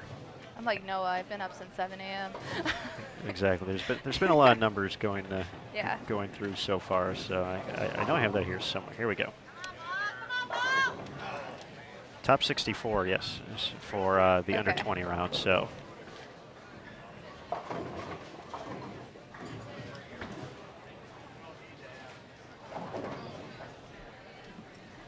Yeah, it's just, these girls are so good. It's unreal. I just sit back and go, wow, sometimes. Now this is a fun conversation I like having with people, and not to put you on the spot, here but we go. You promised you wouldn't. No, just kidding. Go ahead. That was with storm stuff. This is general, just okay. Blair watching bowlers. Blair watching bowlers. All right, that could be a segment as well. And in talking about that, talk about Allie and other players who have all the tools, and it's just a matter of kind of just making them all make sense, and then all of a sudden you just see a player make the leap. Yeah. And you know, last year we kind of saw Danielle McEwen make the leap on the women's side after the win at the PWBA Tour Championship. It really snowballed into so much more, and she pretty much won everything she entered, it seemed like, for 3 months. Yeah. And now she's won another title out here this year, and certainly a contender every week. And one of and just talking to people before this PWBA Tour season started, I put Rocio into that category where it's just going to happen. Yeah. And it finally broke out this past week on CBS Sports Network. Captured that first PWBA title. A lot of emotion. Always fun to watch. Always fun to talk to. I love Rocio. Yes, go ahead. Definitely one of the best. So and I took Rocio already, so you can't take her. Oh, okay. All right. But who's the next one? In your opinion, there's so many unbelievably talented players out there on the PWBA Tour. Yeah. Who's going to break out next and get that first title? In your opinion, who's close? Who's just knocking on the door? Ready to make that leap into the next round. All right, give me a minute. Let me think. There's so many players out there that, honestly, there's so many women players out there that are just knocking on the door, and it's really interesting to see, because there was a little bit of a gap for women's bowling. You know, it's interesting. It's interesting to see who's out there and who's playing and who's bowling. All right, let me think. I might have to look up. All right. I'm going to think about this. Okay. Players thinking, and I'm going to introduce our players real quick here on 29 and 30. We've already talked about Ellie Leindecker a little bit from Wooster, Ohio. She's been near the top of the standings all week.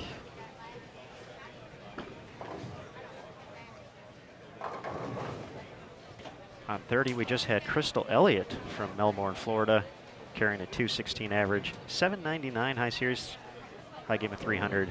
Big fan of Mike Fagan.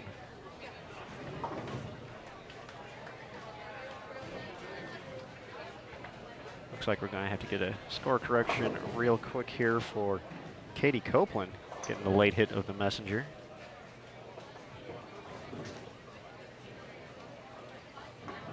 Katie from Jenks, Oklahoma, carries a 185 average. High game of 290, high series of 757. Big fan of Linda Barnes. It's a good player. Very good player.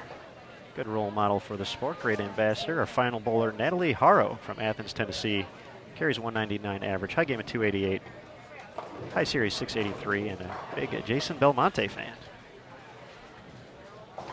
Okay, I have my answer. You have your answer. All right. I do. All right, this is a player who last season, in her first season on tour, was 17th several times. Several times. I know who you're talking about, and Paul. just recently made a TV show, and I don't know if this is cheating because she did just recently make a TV show, but I think, I thought this before the season ever even started, that we were going to see a title from her this season, and I think that she just needs that one, and then it's just going to be unbelievable what we get from her, and it's Miss Lindsay Boomershine. That is a very good choice. So yeah, so she and my other one, I think we're gonna see. I think this might happen next season. I'm not sure if it's this season. I think Sandra Gongora is gonna come out and really kill a season. I think she's gonna be up there because she's just great. certainly does. Aria, it's fun to watch her. Made her first show earlier this year at the Las Vegas Open, and yeah, certainly has put on some great performances so far in this season. I think a pair of 300s already on tour, and yes, certainly. I think during myself, Jason Thomas, and Emil Williams Jr. worked that very first event for Extra Frame, and when Sandra came up to the pair, I think Jason Thomas was on the call with me, and he essentially just gave the world an introduction. Like, if you've never seen Sandra bowl, just wait. Just wait, watch, and enjoy. Yeah. What she's able to do to a bowling ball, and yeah, I think she started off with like the front five that game, just throwing pins everywhere, and it was like, yep, she's ready. And of course, Sandra, great collegiate player and a great international as well from Mexico, and she's a shocker, right? She is, yep. Yeah, that's what I thought. She was actually. She actually bowled with Rocio. Yeah. So, there you go. So they won 2 titles together. So see, all right. 2007 and 2009. So it might be next season. We'll see.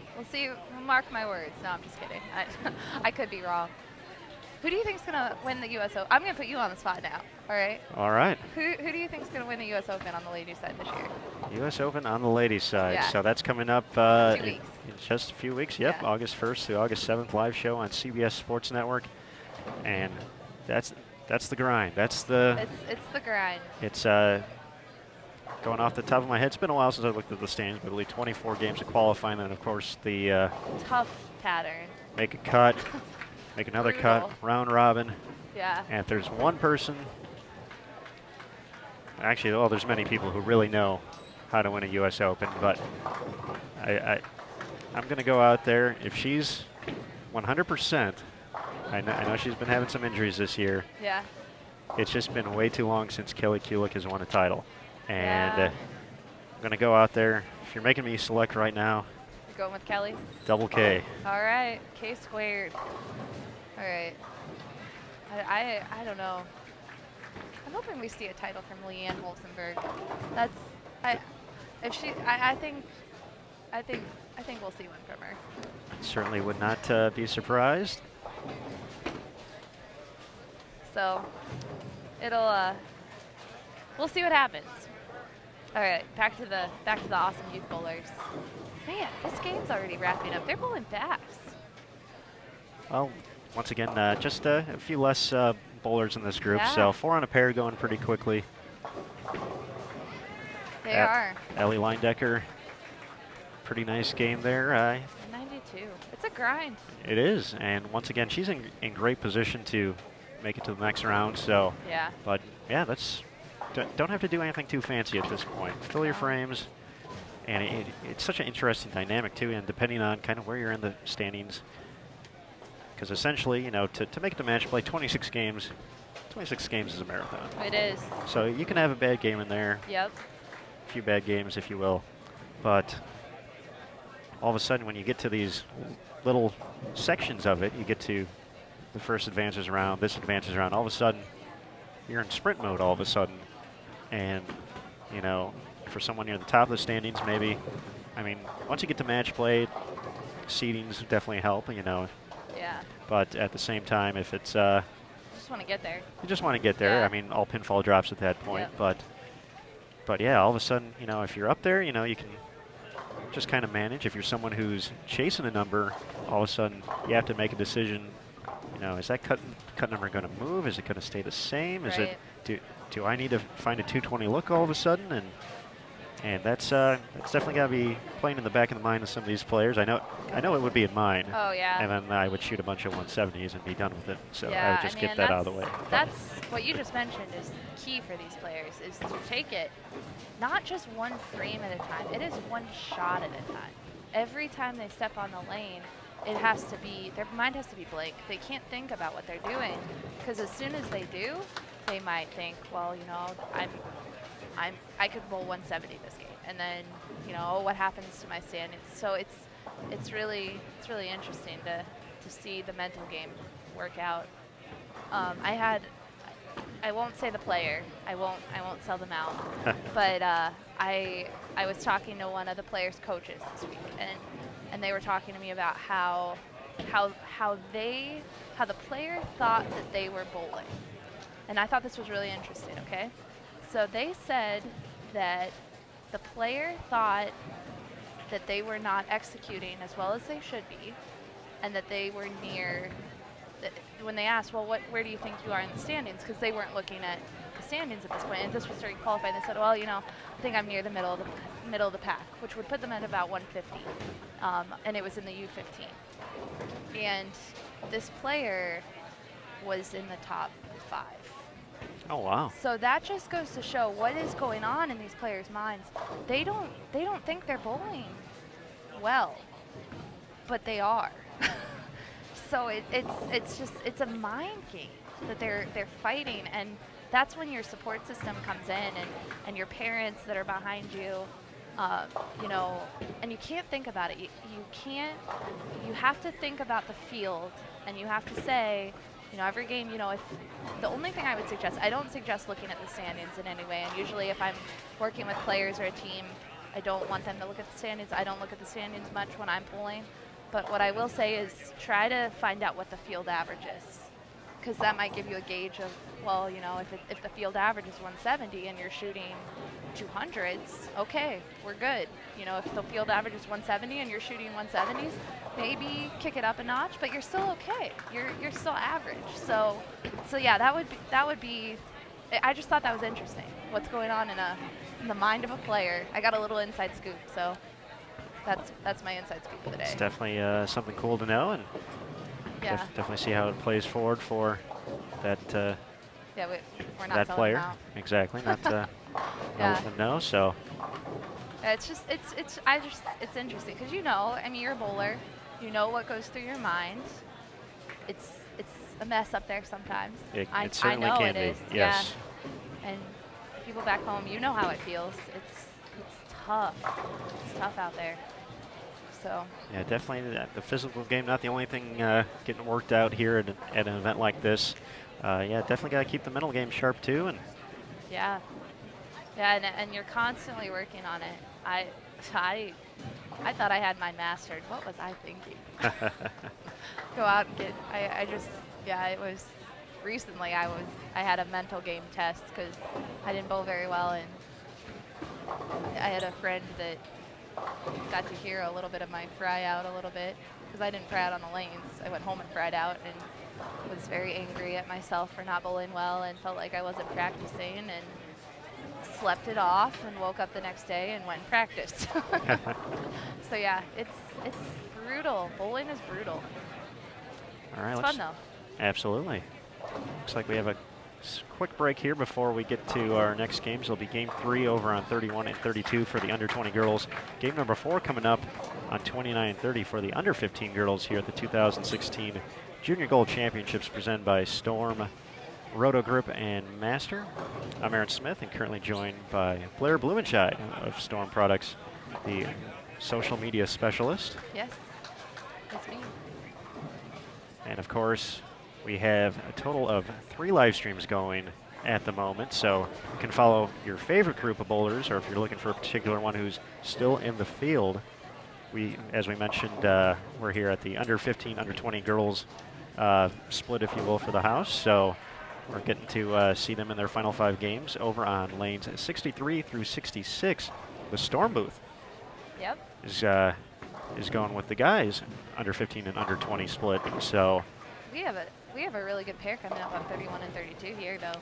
we have some Don't flip away too fast. we have some big names here, and one of them I actually just got the opportunity to talk to just a few days ago before I came out here. So Julia Bond, a 3-time Junior Team USA member, will be representing the United States at the World Youth Championships coming up in just a few days. Yeah, that's exciting. So talk to Julia along with Jasmine Mason, who are both super good bowlers and members of the University of Nebraska bowling program. So they get to head home, if you will, or they're home away from home. Yeah. So That's true. That's cool. they've already had the opportunity to bring a national title to Lincoln as Cornhuskers in 2015, and came 1 game away in 2016 from making it 2 years in a row. But now they get the chance to see if they can win a few gold medals right there. So there you go. They are 2 really great young players coming up. I love watching them bowl, both of them.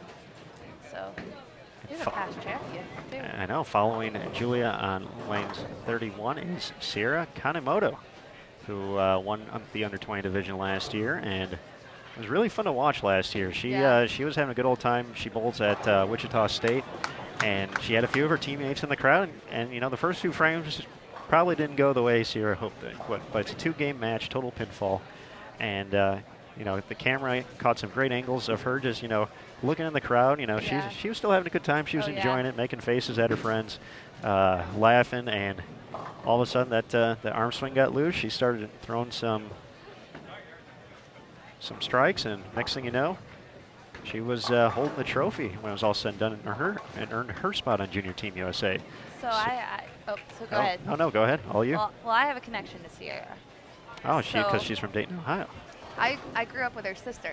Her sister and I are the same age. She has an older sister, and her older sister went to Wright State, which is in Dayton, and I went to Ohio State, and we bowled against each other a lot. And Sierra was always growing up, and she was good back then, and she has just come a long way. So it was really fun for me to see her win last year. I wasn't here, but I heard all about it, and then I saw it. So it's really cool. I know her sister, her parents are here. They're really proud. Her sister's really proud of her. So we're all really proud of Sierra. She's come a long way. Absolutely, and of course, going to gain some great knowledge over at Wichita State under the tutelage of Mark Lewis and Gordon Vatican. Of course, getting to spend some time at Junior Team USA camp just a few weeks ago. And she is the Coach K scholarship winner this year, which is Steve Klemkin's undertaking, his scholarship that he gives back to the youth bowlers that are traveling through Wichita State. So little plug to Steve. We've gotten to see Steve a few times throughout the week. I'm not sure. I think he said he was, I don't know if he was leaving town yet or. He went back today. He needed to head back. We've had a crazy couple weeks, the Storm team out on the road, and you know too, you've been out on the road a lot, so. Yeah, certainly a lot of excitement. Bowl Expo, it's trade show season, so that's of course all the great things Storm has done for the kids out here this week. We already talked a little bit about the day in the park. Yep. Of course, the chance to meet, greet, autographs, pictures, just about everything. Yeah. So. Yeah, it's a fun time.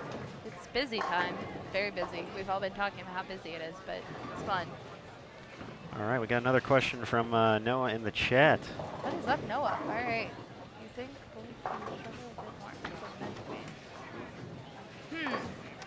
Well, that is a excellent question. So, do I think boys tend to struggle a bit more because of mental game and attitude, or because they try to create more time?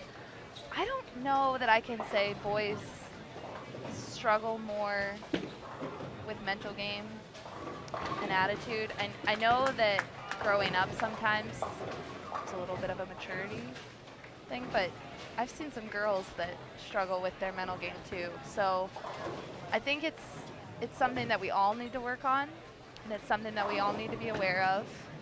And it's just something that you're working on. And there's lots of, I will say there's lots of great books out there to read about the mental game. Dr. Dean has quite a few. I've read several of his. I just heard he has a new one out, which I haven't read yet. Okay. Yeah, someone posted on Instagram. I commented, oh, I don't have that one. So then I found out. So I have that on Amazon order right now. But yeah, check. And then there's lots of stuff online to read. You know, just really working on that mental game portion. And if you come out to Junior Gold, they usually have some mental game seminars. They do, yes. And then if you look and find some bowling camps, usually there is mental game focused camps out there. So I don't know that I can say that your gender dictates your mental game. I don't feel comfortable saying that. I think everyone struggles the same. Maybe in different ways. Sometimes a gender might be more outwardly affected by the mental game, but I don't know. I don't think it's boy versus girl. I think it's just something everyone has to deal with, and just how well you can handle it. So. All right, and Kirsten had a question, so this one. Another IQ Tour Fusion. Well, good question. So we do have to at some point end the production of certain bowling balls based on a number of things. There are pro shops and Facebook groups all over that have people selling bowling balls. So that's where I would go to look if you're looking for one of the discontinued balls. Check with your pro shop, check with your local bowlers. But also check with our current website, because we usually have a ball that'll fit in where that one left off. Right now we have that IQ Tour 30, which is a great curl solution to, it was really the gold ball done again, but the fusion was similar to the gold ball reaction. So check out Storm Bowling's website. We have our current line of bowling balls, and there's lots of great new technology to choose from. And you really want, if you're bowling on patterns, if you're bowling, even if you're bowling league, you want that newer technology, because we're studying the new oils that are coming out from Kegel that your home house might be using. And if you have older technology, it might not have the same reaction on the lanes. So, and we have how important is working out and keeping healthy. We talked about that earlier. A little bit, yep. Extremely important.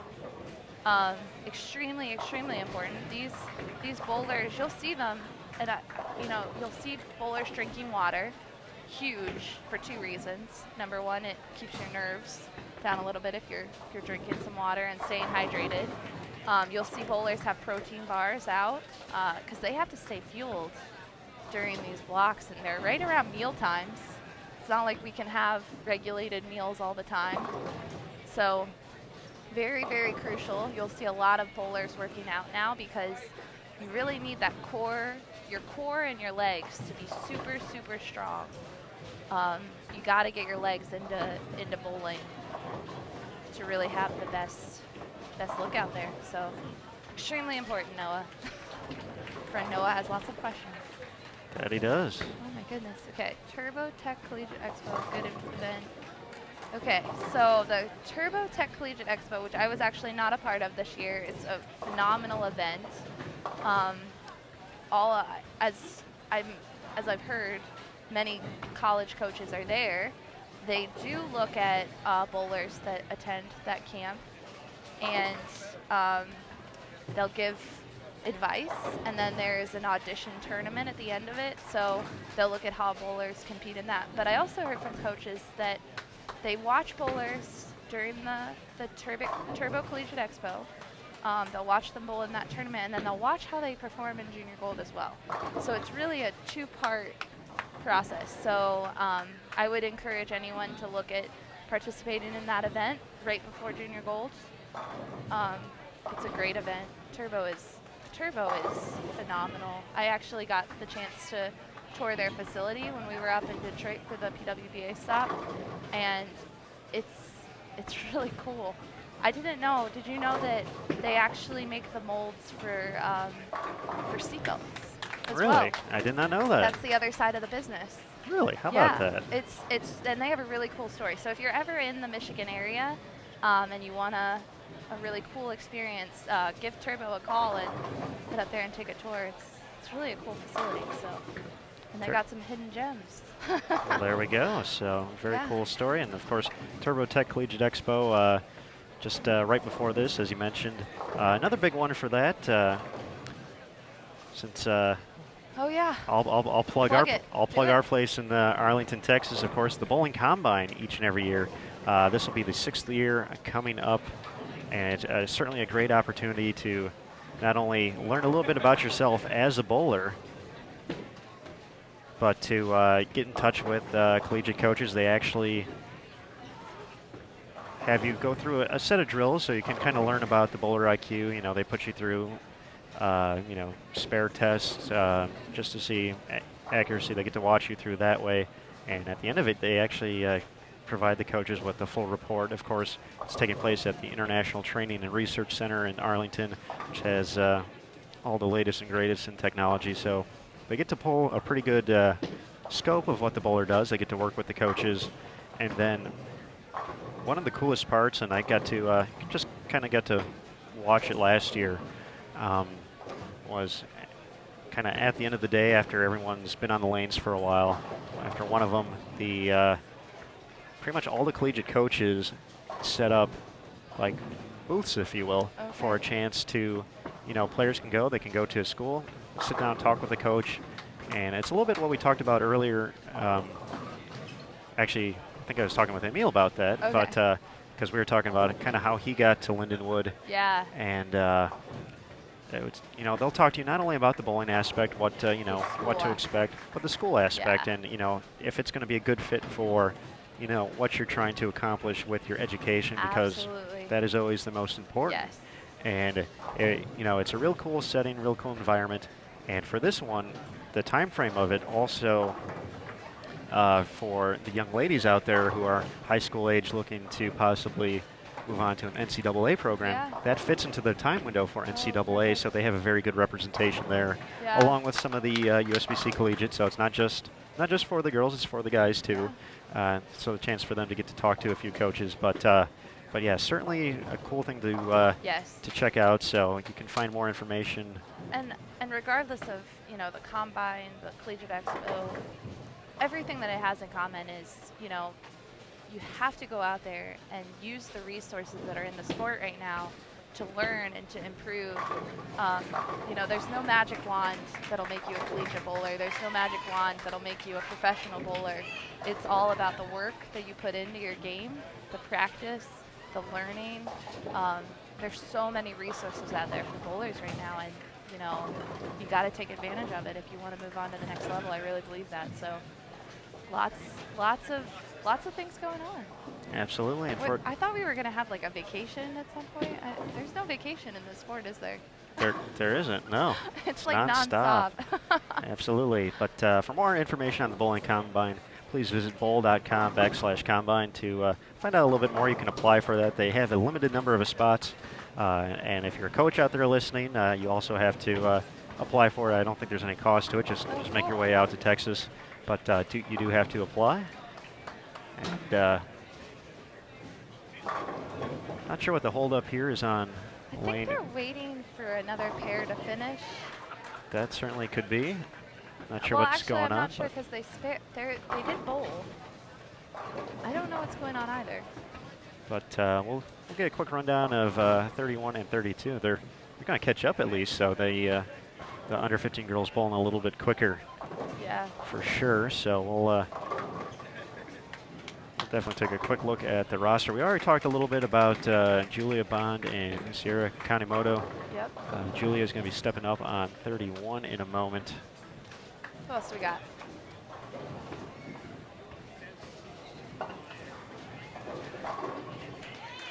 Let's see. That looks like Emil did not complete his job. He did not get our fourth bowler here. Oh, that's okay though. We'll let it slide. Down on the job. We'll give him a hard time. The last name is Lemke though. I believe that said Michelle. I'll double check real quick right here.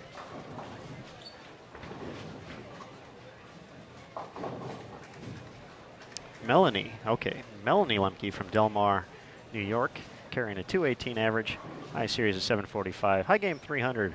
Her favorite bowler, Brian LeClaire, so a local connection there. Oh, very from cute. New York. So nice shot there by Julia. Had some struggles with a few splits early on, but delivers there. Getting ready to step up on 32 is Haley Cummings from Heber Heights, Ohio. So Ohio, that's your neck of the woods. Yeah, it's actually very close to Dayton, so it's very cool that Sierra and Haley get to bowl together. She also has an older sister I bowled with. Little plug to Kayla, who was another great bowler. So is a bowler, is a great bowler, not was. Sorry, Kayla. She's gonna listen to this and be like, really?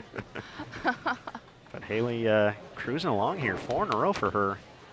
Carries a 213 average, high game of 296, high series 791. Fan of Clara Guerrero and Stephanie Johnson. Very good.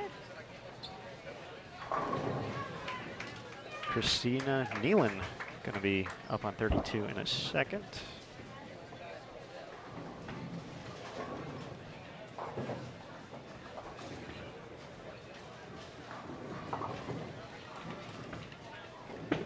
Christina joining us from Pompano Beach, Florida.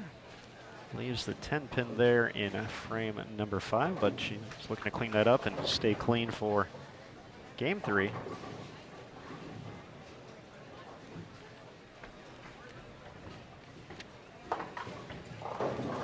Christina carrying a 208 average, high game 298, high series 759. Big fan of Kelly Kulik.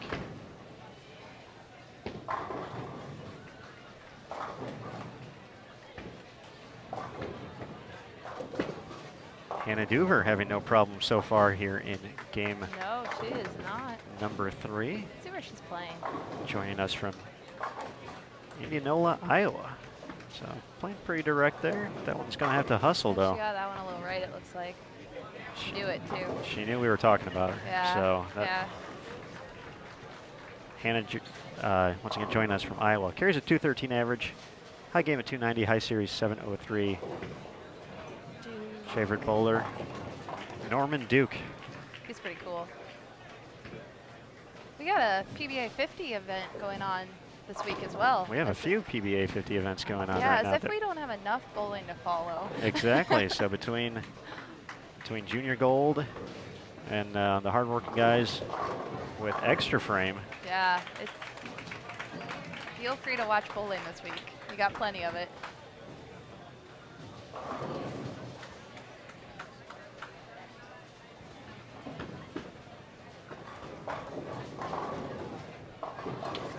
All right, we have Kara Udzila covering up the spare. Joining us from Lamont, Illinois, 212 average, high series of 718. Her high game, 300. All right, very nice. Big fan of Chris Barnes. Another stellar player to watch. Absolutely. So stellar player to learn from. Certainly has the fundamentals down, that Barnes guy. Absolutely. All right, Aaron.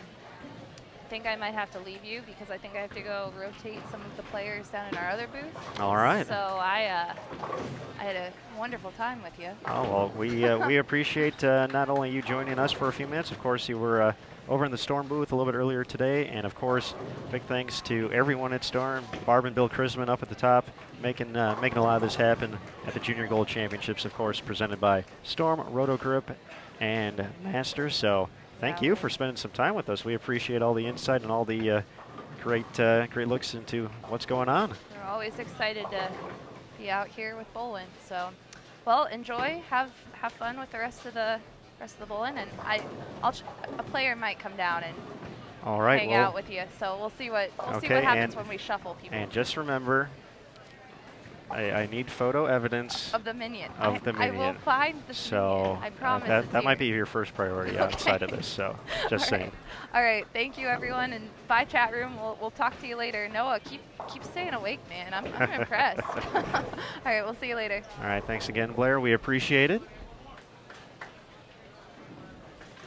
Once again, that was Blair Blumenscheid, with the social media specialist with Storm, joining us for a few games here. Not only working the bowling industry, but also a competitor out there on the PWBA Tour. So we got some great insight from her as well. So big thanks to Blair for joining us. This is the final advances round for the under 15 and under 20 girls at the 2016 Junior Gold Championships. We're at Western Bowl in Indianapolis, Indiana. I'm Aaron Smith. Emil Williams Jr. has been doing some great work. As you can see, a little trouble with the scores with not having names up there. So he's been getting the information to us so we can have the opportunity to introduce these players and let you know a little bit more about them. Of course, that's why we're here this week, is to help build a future for the sport. You get to see the next generation. Another big part of this week, of course, after this round, we will know the automatic bids for Junior Team USA. So we'll get you a quick rundown of the rules for that. The top 4 boys and top 4 girls in the under 20 division after 26 games, of qualifying automatically earn a spot on Junior Team USA for 2017. So that's after this round. The top 4 in the standings on both the boys and the girls side in the under 20 division. That, of course, the one stipulation, you have to be age eligible. So that means the bowlers must be age 20 or younger as of January 1st of this year. In addition to that, we will also be awarding spots on Junior Team USA to the winner and runner-up after bracket play in the under 20 division. If one or both of the finalists in the bracket already earned a spot through qualifying, the next age eligible athlete, based on the qualifying standings, will take the spot. So, as we mentioned already, Julia Bond, a member of Junior Team USA, she's going to be representing the red, white, and blue at the World Youth Championships, starting in just a few days in Lincoln, Nebraska, over at Sun Valley Lanes.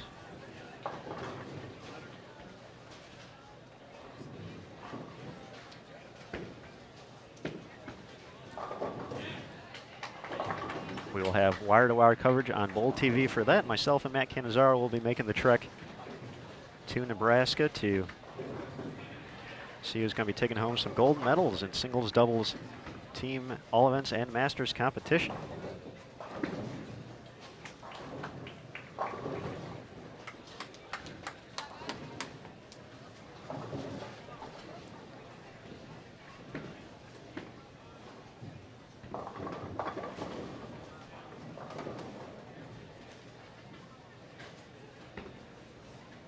All right, we are back at it on 29 and 30. There's Mabel Cummings delivering a strike to kick things off for game number 4. Mabel was leading the way.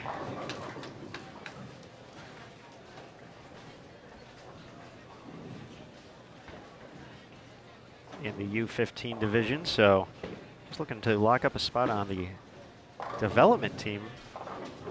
So we also, for Junior Team USA, a few of the under 15 players get selected. Usually 2 boys and 2 girls for that. They often get the opportunity to compete in the Tournament of Americas, also happening relatively soon. So Mabel looking to earn her spot on the team. Gets to go to Junior Team USA camp as well. Get to learn from the coaches, Rod Ross and Kim Terrell Kearney.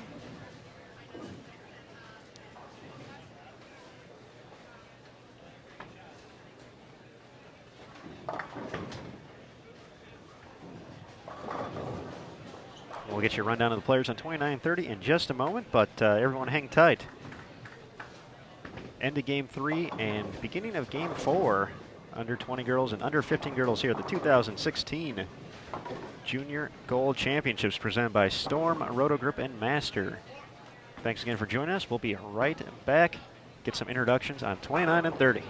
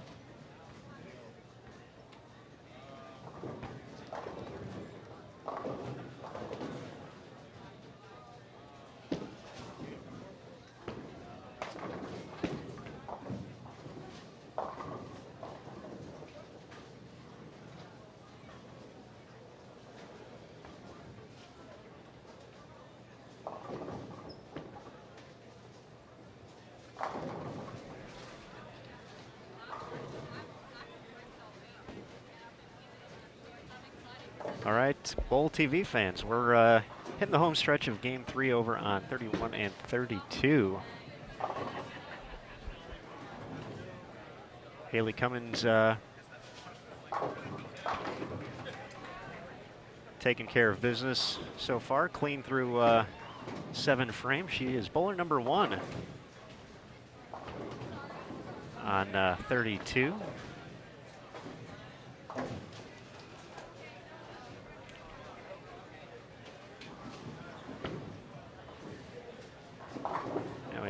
Have a new special guest joining us here on Bowl TV.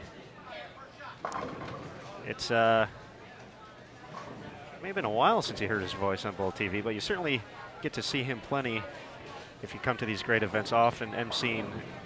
I believe here earlier in the week as well for the beginning of Junior Gold. But Mr. Jason Overstreet, the Chief Deputy Executive Director, something like that. Your title's always changing on us, so I think you got it, Aaron. I got most of it. Good to be here. Yeah, awesome event, and thrilled to be able to join you and spend some time doing live streaming. Certainly has been fun to watch at home, and as always, amazing the talent level here at Junior Gold, especially as it gets down towards the end. Can't wait to see who makes those TV shows on CBS Sports Network. They're building the set just there on the low end of the house. Was taking a look at that, and it's going to be outstanding to put some of these bright young stars underneath the lights. Absolutely. We already know a few of them for the USA Bowling under 15 teams. The 2 finalists for that already determined. We're a few hours away from knowing in the under 12 division, the boys and the girls, who's going to be making the show once again. We already got to see a few of our past champions in the under 12 division just this last game, who are moving on up to the U15, and Spencer Robarge, the boys under 12 champion, also still in the field, making it to the final advancers round in the under 15 boys division. So yeah, definitely a lot of excitement, and of course, last year was a trying to find the right word to describe how big it was, but a monumental achievement to get youth bowling and Junior Gold onto TV, onto that platform. And we're back this year, taping even more shows, going to have more action on CBS Sports Network. So definitely an exciting time to not only be a bowler, but to be a bowling fan. So many opportunities to watch the sport. Of course, the USBC is working with CBS Sports Network on a 23-show deal this year. So bowling pretty much every week. So this summer's been exciting with the PWBA Tour, and it's going to continue. It's been a lot of fun, and certainly I know it's been great for the bowlers here at Junior Gold to get a chance to meet some of the stars of the PWBA and PBA tours as part of their experience here at Junior Gold, and adding the U12 and U15 divisions. Hopefully it's been a lot of fun for those that are bowling fans, not just those that are involved in youth bowling. It gives the opportunity for kids that are involved in the sport, at a young age, to be able to really have a taste of what it's like to experience a TV show finals, and then, as you brought up, Spencer Robarge, Amanda Najokas, the champions that still come back, and then be able to compete in U15. They were the U12 winners last year. So for all of youth bowling, which I know is a community across the country, everyone gets a chance to know each other and compete in the younger divisions, and then move on up and still keep that peer-to-peer competition going all the way up to the U20, to where we see familiar names from the collegiate ranks here, finishing up their eligibility at Junior Gold. So it's really been awesome to see over the years the different opportunities that have evolved for the kids, and just across the country you see that youth sports and big summer trips for those that are committed to youth sports is something that is available in all mainstream sports, and bowling doing a terrific job of keeping pace, and the commitment of the parents and the families here has just been spectacular in taking this event to the next level. Now, Mr. Overstreet, we've had the opportunity to expand so much in so many ways, and one of the things I know very near and dear to your heart is Bowl TV right here. And we first got started with it right around 2010, and certainly it's evolved in just what we do to put on a broadcast. But if 2010, would you ever have thought running 3 streams at once at Junior Gold, 2 different centers, and being able to provide all this great coverage of all these great youth competitors? The fact that we've been able to do that the past 2 years is pretty cool in its own right. It has been great to be able to see the technology improve, and I think that some of what you're seeing with the talent in the bowlers at a younger level is because of all that's happened with video streaming, not just what USBC does with Bowl TV, but PBA Extra Frame, and just the availability of coaching content online. I mean, as you mentioned, Aaron, we started this project of live streaming for USBC. Back, I think the World Women's Championships in 2009 was actually our first attempt. PBA Extra Frame had been in the business of doing it for longer than that, but now with such easy tools like Facebook Live, to where anybody can show a match. And bowling, one of the things I think that's so great about bowling is that with just a few cameras, you can really learn a lot. Learn a lot about physical game, learn a lot about lane conditions, and really improve your game by watching video. You can't necessarily do that as easily with certain sports that take place in large stadiums. It's a real advantage of our sport. And I think it's a big reason that we've seen the growth and continue to see so much interest in competitive bowling at the youth level. It's really great. And one of the big things, as you mentioned, with the availability and the technology, and just as that expands, not only do you get to watch it, you get to learn from it as well. And one of the big segments we have each week on the PWBA Tour is courtesy of the USBC Bowling Academy, which is just an awesome resource. If you've never had the opportunity, get to work with it pretty closely, and just getting to watch all the content out there. I mean, just as someone who's been around the game for a long time, I can't tell you how much just, small things here and there, it's like either A, I wouldn't have thought of, or B, didn't know. And I mean, it's just been such an unbelievable resource. Be sure to follow or sign up for the newsletter. There's always opportunities to get a chance at a subscription at a pretty great rate for a year or whatever you may want to do. But definitely a great outlet for more knowledge about the sport. I think that the Bowling Academy too, a lot like the other video content, is there. Some people are fortunate to live in a city community that has a lot of competitive bowling and a lot of centers. Some parts of the country, for whatever reason, may not have as many centers, may not have as structured of high school programs or other opportunities.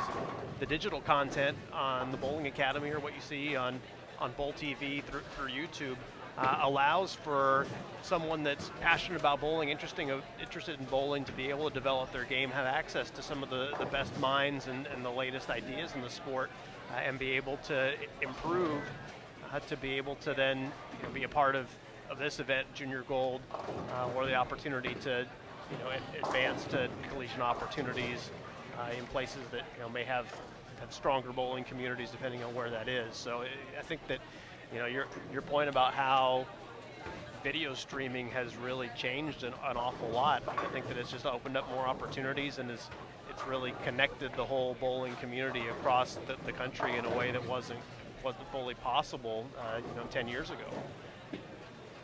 All right, we get our final look here at Julia Bond, member of Junior Team USA and a national champion at Nebraska. Talk also about a player who's a past champion here. Made a name for herself in Junior Gold event. I remember seeing her in Detroit, and when she was not a name that was necessarily all that familiar to folks nationwide, and it certainly became very familiar. She just utilized this event to really have her career just explode. Now, of course, member of Junior Team USA, star at Nebraska. Just goes to show that if you can do well at this event, that there's just no limit to the opportunities in your bowling career. And certainly, you mentioned her, and so many folks, every once in a while you have that kind of generational talent with you, if you will, the Cameron Doyles and Anthony Simonson, who just kind of, you learn their name from a young time, whether or not they've, won something, they've just impressed in a certain way. But yeah, from the collegiate ranks, from being able to work this tournament and seeing them make the move up to the next level, and just so many folks, you hear that name for the first time and you look at them now, you look at, the past champions list is a who's who. I mean, even in just the past few years, you look at A.J. Johnson, Marshall Kent, and how their careers have almost instantly blossomed into these great careers. Both of them out here this week as part of the Storm family. Storm, the presenting sponsor of the Junior Gold Championships, along with Roto Grip and Master. But yeah, definitely is a great springboard, and of course one of the big aspects here as well, and we've talked about it with Emil, with Blair, with everyone who's been here. the opportunity for collegiate coaches to also get a chance to see those players for the first time. Obviously, you know, the big names, you get familiar with them after a while, but there's going to be that next Sierra Kanemoto, who won the under-20 division. You know, she had made an impression on the coaches at Wichita State, and they helped her blossom into a national champion now, and she still has a few good years left at Wichita State. So definitely a lot of excitement, a lot of opportunities for growth, and I mean, the fact that so many bowlers can also kind of build a collegiate career and build a, you know, towards their own future through this great sport is just amazing. More than $300,000 in scholarships being awarded this week here at Junior Gold, the biggest ever.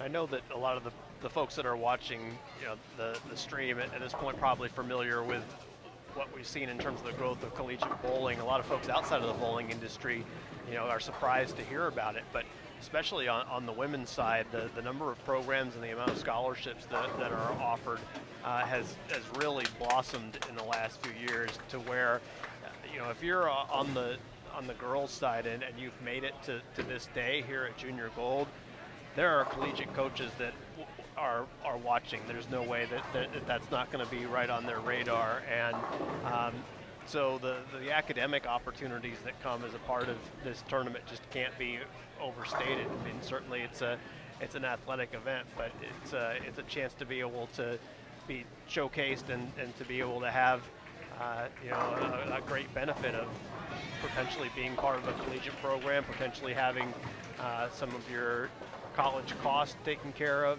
I mean, that's just a tremendous gift for a lot of these student athletes to get that return on all the investment that they've put in to be able to get here. And in talking to one of the collegiate coaches, I'll save names and programs for another time, but I found it interesting that, you know, in talking to them, they talked about the growth of this event makes them work even harder as coaches, you know, trying to, you know, find that next talent and work together and to find the right fit for players that, you know, they couldn't necessarily just rely on the old-fashioned way of, you know, just by name. All of a sudden there's so many great programs out there, so many opportunities that they have to work harder to find, you know, present their school to have the best options and just create an environment that makes players want to travel, and, you know, whether it's leaving home or staying close by, whatever it may be, whatever that player feels comfortable with for college, that it's changed that game as well. And so changes happening all over the sport, but a lot of good changes, and that's the key to building a future for the sport. Agreed. The talent pool is a lot deeper, and I'm sure that's been a consistent theme as with folks you've spoken with on the live stream. And it was not that long ago that you had, you know, really top tier collegiate programs, and then, you know, some of the newer programs would really have a significant gap in their talent level, especially when you start talking about down on the roster, and that's really starting to change to where there are so many good young players out there, and that's just fantastic for all of collegiate bowling. Just awesome for the sport. It really has been amazing to see how quickly it's happened. Well, speaking of all those talented players, let's take an opportunity to talk about some of these talented players as we get hit the halfway point of Game 4 over on lanes 29 and 30 for our under 15 girls. We'll get some introductions of everyone competing out there, so we'll let you know a little bit more about them as well. One of the cool features that was brought up last year had the players just fill out a little bio sheet. Not too much information, just a little bit to let us know about them, where they're from, some personal accomplishments, as well as their favorite bowlers. So we've been doing that with everyone coming to the pairs, getting to know our bowlers. So we already talked a little bit about Mabel Cummins. She's getting ready to step up on 29. She's actually leading coming into this round for the under 15 girls. So she's been right near the top of the standings all week. Joining us from Elburn, Illinois, carries a 204 average, high game of 298, high series of 714. Her favorite bowler, Norm Duke. Not a bad choice. Not a bad choice, and you know, her shot there, another example of what we've seen in terms of versatility. I mean, playing pretty deep in the lane, and that's been another real change in the experience and just quality of the players, as we're seeing at all levels. Players that can play at many different angles, different parts of the lane, adapt as the conditions change.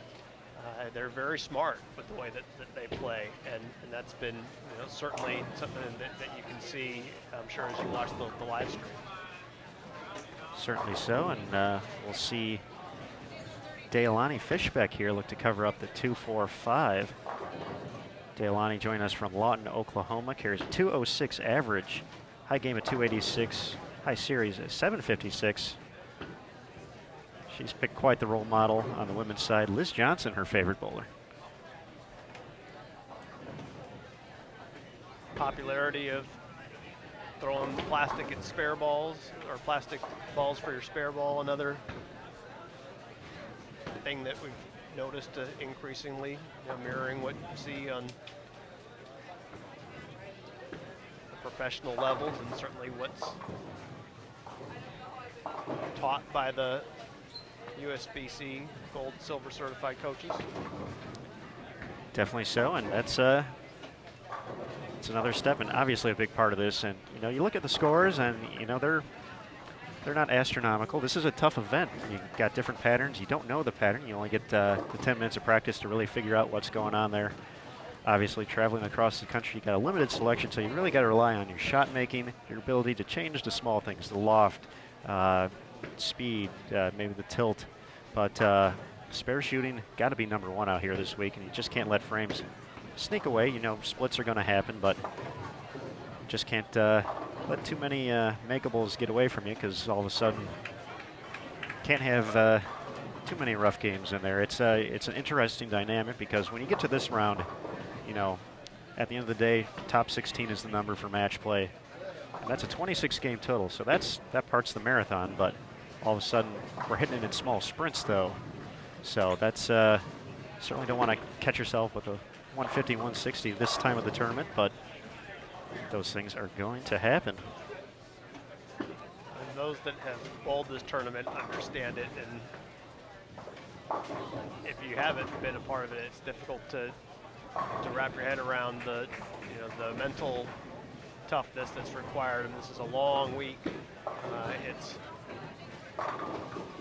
been pretty warm and humid here, even though obviously comfortable inside the centers, but we're staying in a hotel. We're really excited. You're around friends and family. Being able to still stay focused, especially on that spare game, lane conditions adapting, the degree to which the mental game and staying focused plays into who makes it to the end, I think is often underestimated.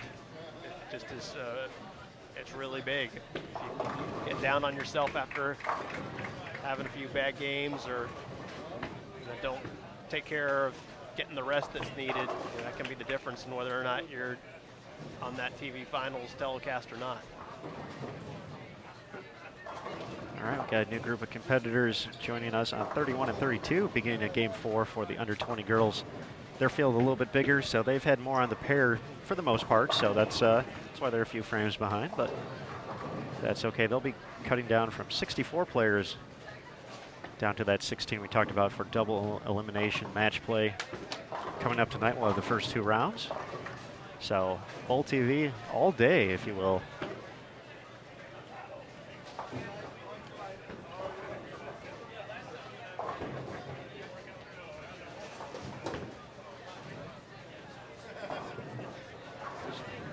So we'll have, let's see here. Emma Owens is going to be stepping up in a moment on lane number 30. She's joining us from Owensboro, Kentucky. So not too far away. That's a short haul from Indianapolis, just a few hour drive. Emma carries a 189 average, high game of 278, high series 696. Favorite bowler, Jason Belmonte, certainly the two-handed revolution, not dying out anytime soon by watching the competitors here at Junior Gold this week. Jason Belmonte was with us for the opening ceremonies on Sunday, where we had a good 6,000 folks on hand at Victory Field. It was a new addition here for the Junior Gold Championships, bringing back a tradition from the past of having a large opening ceremony, and it's great to see so many people come out here. Jason is one of the keynote speakers, and certainly he signed a lot of autographs here this week in Indianapolis, and it's really been great to see him interact with the Junior Gold players. I feel his penmanship would be poor using two hands, though. Just a hunch, but yeah, certainly a cool aspect, and obviously, the tournaments had to evolve as it's grown, and so many changes just this year alone. Obviously, adding a fourth day, changing the qualifying structure a little bit, the addition of, folks don't know what the pattern is, but I think the registration process and, of course, the opening ceremony at Victory Field, just I wasn't here to get to see it, but from what I've heard throughout, just talking to folks, just an unbelievably cool experience, and things definitely heading in the right direction structurally for this event, as well as the growth in it.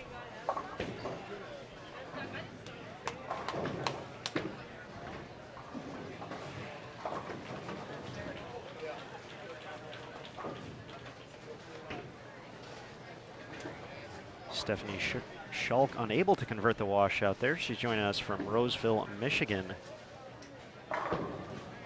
Carries a 192 average, high game at 262, high series at 649.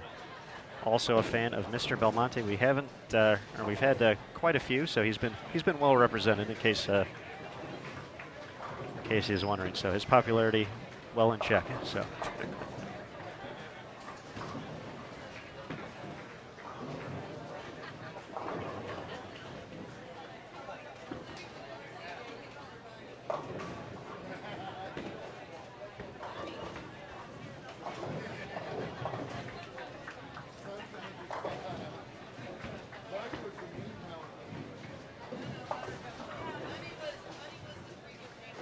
You're watching the final advancers round of the 2016 Junior Gold Championships presented by Storm Roto Group and Master. This is the under 15 and under 20 girls divisions, viewed on lanes 29 through 32. We have two additional streams going right now if you visit youtube.com/BowlTV.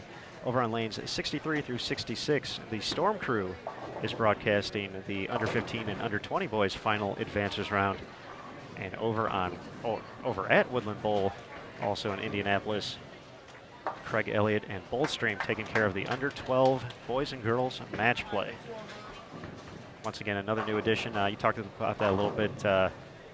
Just a few years ago, there was it was just Junior Gold. There wasn't under 20, under 15, any of that, and I think that was just part of the demand as well. And seeing the growth of the sport was that there was an opportunity to give these kids the chance to really blossom in this type of environment, get used to it at an early age. And for some of these kids, we mentioned Spencer Robarge already, who's slowly turning into a household name,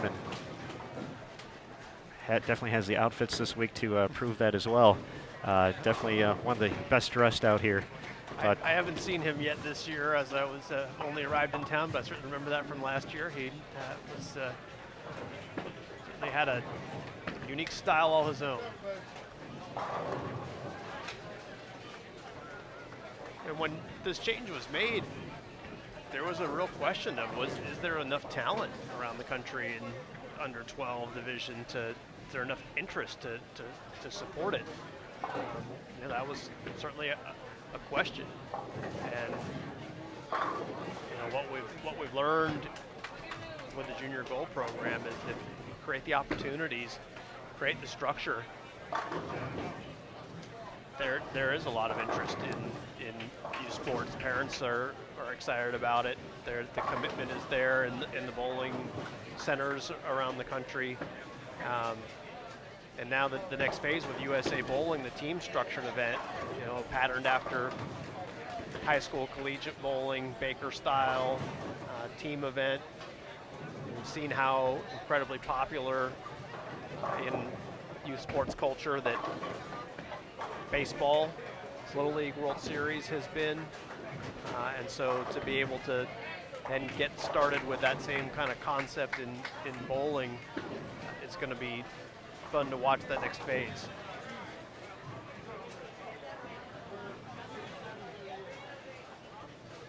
All right, hitting the final few frames on 29:30 once again for game 4. They'll have one more to go before we know who's making it to match play, and of course the coveted spots on Junior Team USA as well. We have some automatic bids for the age-eligible players in the under 20 division to earn their spot in 2017.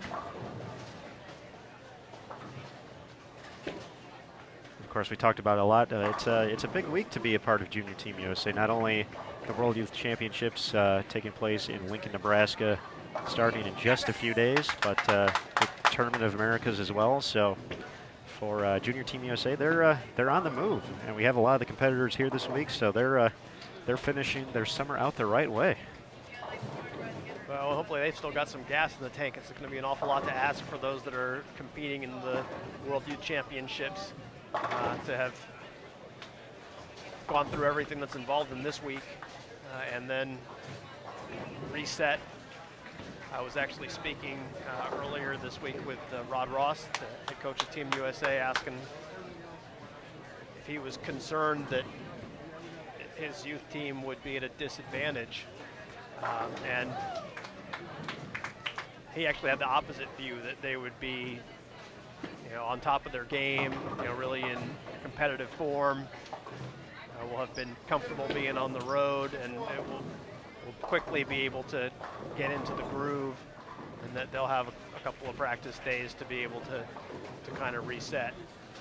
So certainly not having to deal with the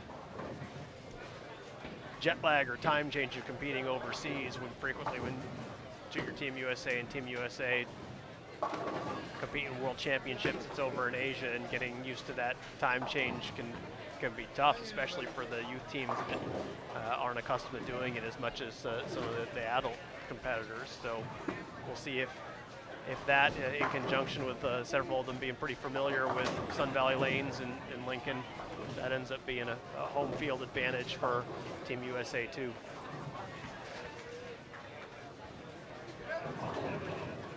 All right, we still have 2 more players on 29 and 30 to get to, so we don't want to let them sneak by before we move on. So they'll both be up in a minute, though. So we have Kaylee Chanel, who was older sister Ashley, a past champion here at Junior Gold, winner of the U15 division in 2014. So Kaylee joining us from Morris Chapel, Tennessee, carries a 180 average, high game of 265, high series of 621.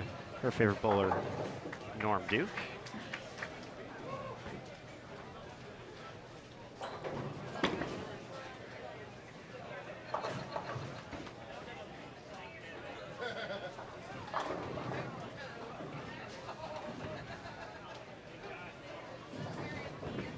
Our final competitor, Cameron Spring from Allegheny, New York, carrying a 182 average, high game 287, high series 718. She's keeping her favorite bowler local, another fellow New York legend, Liz Johnson. So we'll see them up on lane 30 for their 10th frame in just a moment after Deilani, finishes up and looks to see if she can get to 217, working on a double. Just one miscue earlier in the game, but she's been on a roll since, looking to finish things up the right way.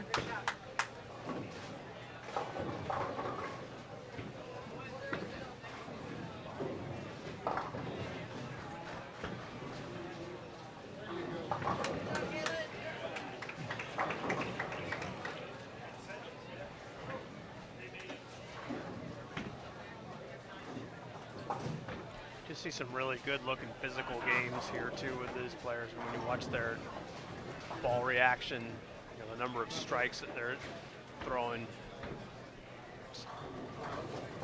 it is really, really impressive. I think a lot of that goes back to the coaching aspect and getting better at all stages. Of course, USA Bowling, we continue to talk about that because it's such a cool addition to everything that goes on this week. And starting with that, high school bowling, collegiate bowling. We have a few collegiate bowlers on our under 20 pair. Lauren Pate, the Rookie of the Year in Division II for the NCAA at McHenry this past year, as well as Heather Panatzer, another member of Junior Team USA, who made the finals of the U.S. Amateur earlier this year back in January in Las Vegas. So the collegiate experience is definitely out there. Jacqueline Evans, she's made it to the ISC a few times, including this year in Wichita. I forget what school she went to, but luckily, my ITC program always handy for such occasions. Jacqueline attends Lawrence Tech.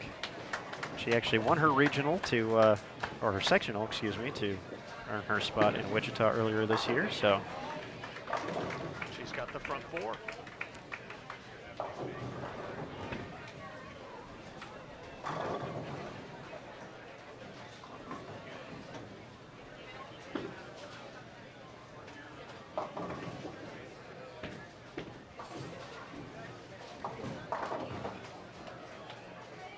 Now, Jason, of course, the TV show is a big part of wrapping up this week, and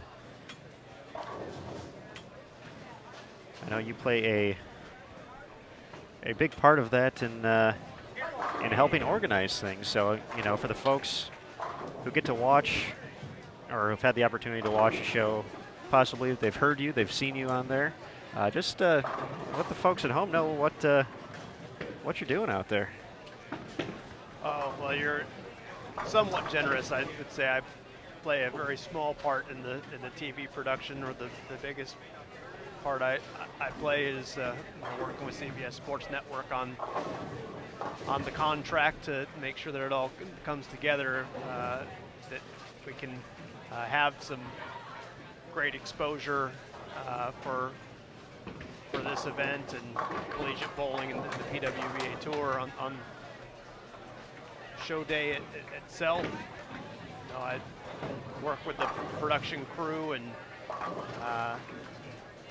as somewhat of a stage manager, just communicating to the bowlers when it's time to go and when it's time to hold up if we've got a commercial, and just making sure that they've got everything they need and that they're comfortable with what's going on. Especially important in this event, that for most of these players, unless they've been on collegiate shows before, it's their first time with a telecast, so anything we can do to make them feel comfortable. The nice thing about these telecasts, even though we love having live shows, sometimes it can be a little bit less intimidating to have it be a recorded show, because that way if the players have any questions or etc., they don't have to worry about it being on live TV, and you can always make it look smooth in editing. Absolutely, but we always appreciate the help, and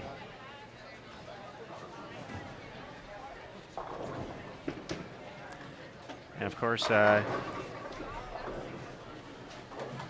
looks like you're going to be leaving us here very shortly, but Mr. Overstreet, we always appreciate the time. The Deputy Executive Director of the United States Bowling Congress. Well, it's been a pleasure being here, Aaron, and it's great to be able to welcome in our next guest that you're going to get to.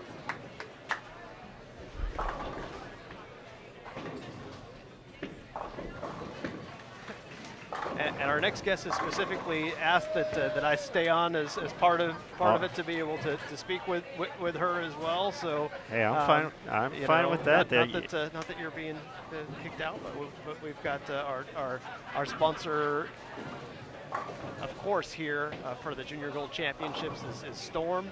And Storm Products has been extremely generous, and of course, we're thrilled to be able to have Barbara and Bill Crispin here with us this week as well.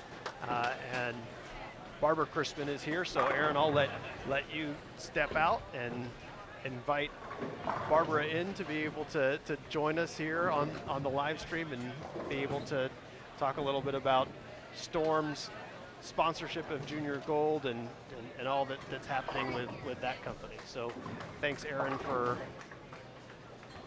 handing over the headset for a moment so we can have our special guest join us. And it's a pleasure to be able to welcome Barbara Crispin to the live stream here as you're watching the U15 and U20 Girls live stream here on Bowl TV. Storm Products is, of course, proud sponsor of the Junior Gold Championships. Yes, and Barb, it's great to have you on. Well, hi, Jason, and thank you for having me. I was down at the Storm booth for a while, and I've been watching a lot of great young men bowl, and it's funny that we talked for quite a bit about the athleticism of the young ladies that are coming and the difference in how women are starting to really work out and really become, star athletes. They're so dedicated, and not taking any away from the young men, but it's amazing to see these supposedly weaker sex.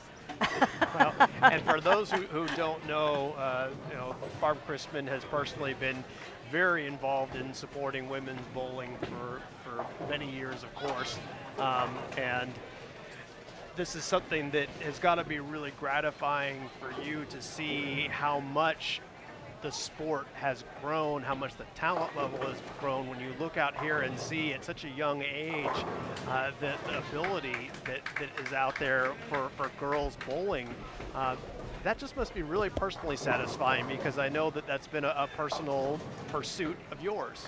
I think that, I've been a bowler since I was 11. I'm not going to tell you how long ago that was, but it was quite a while ago. And it was just the stroker, and it was just the 4 steps, and it was, there wasn't really, for women especially, it was just, oh, you guys get to do this, and, but the men are the one that's going to go do things. But even the young men were not expected to go work out.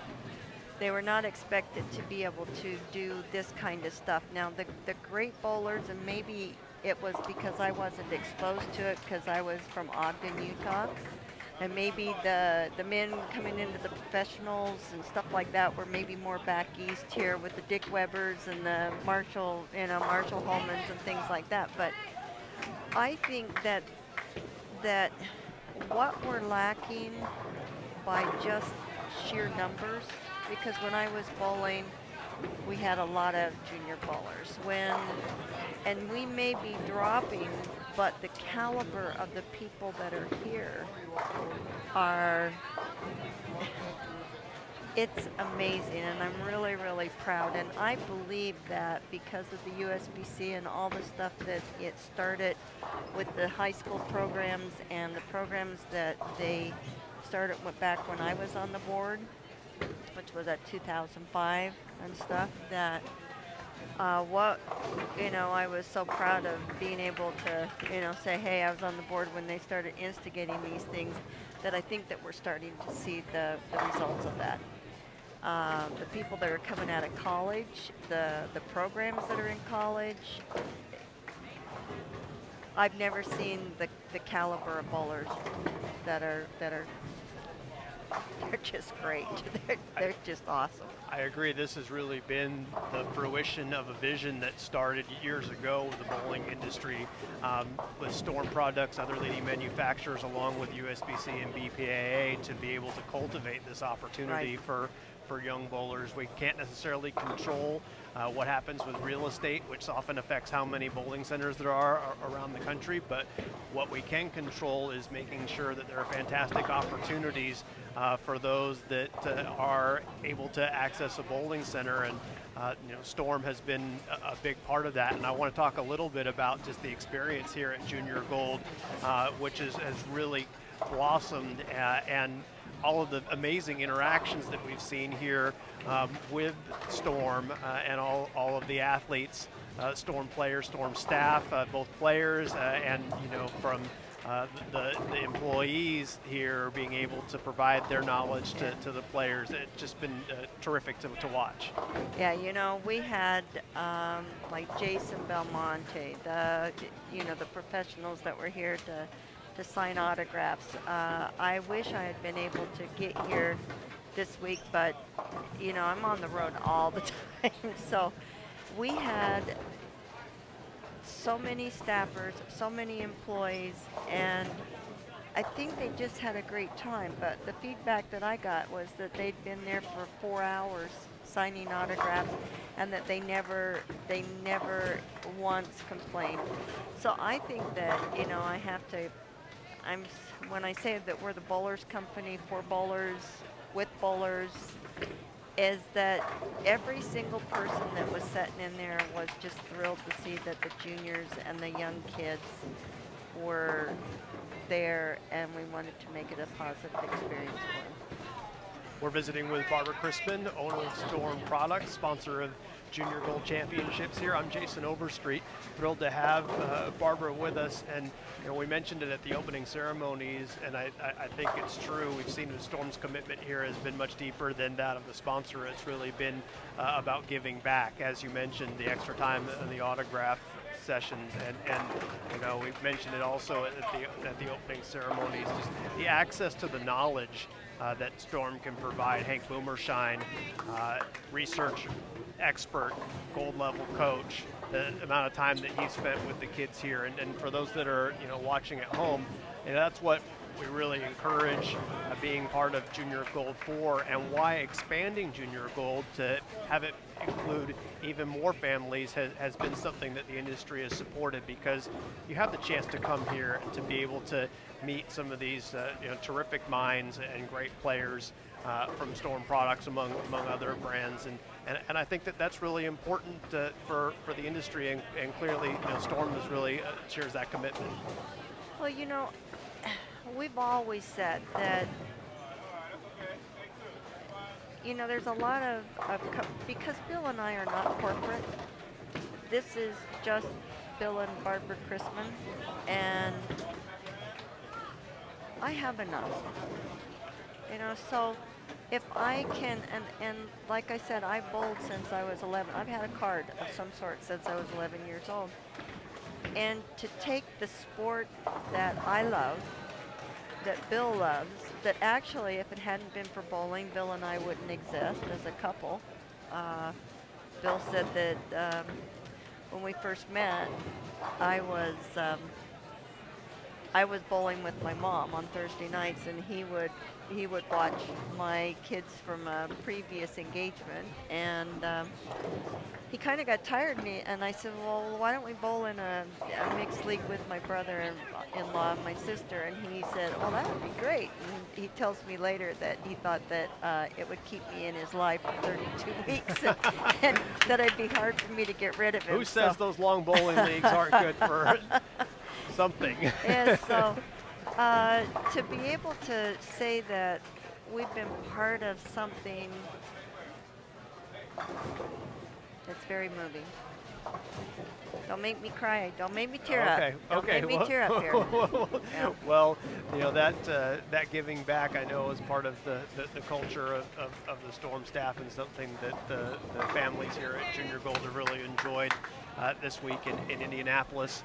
Now, another thing that's been a lot of fun to watch, that I know that Storm has been deeply involved in as it relates to women's bowling over the last couple of years, has been the reemergence of the Professional Women's Tour. I know that that's something that you've been able to enjoy, attending several events, and certainly the Storm staffers have been extremely successful on. What is your thoughts on how that project has been progressing for us? You know what, I have got to say that I am thrilled with the bowling proprietors and the USBC for for investing in the PWBA. Or LBP, what are we now? PWBA. Okay. It broke my heart when they left, when they had to close. And, there's only so much as a company, and there's only so much that the bowling companies can sponsor. And the industry, when we've lost, like a lot of the television, and we've lost, those big corporate sponsors, and I'm not talking, not just bowling.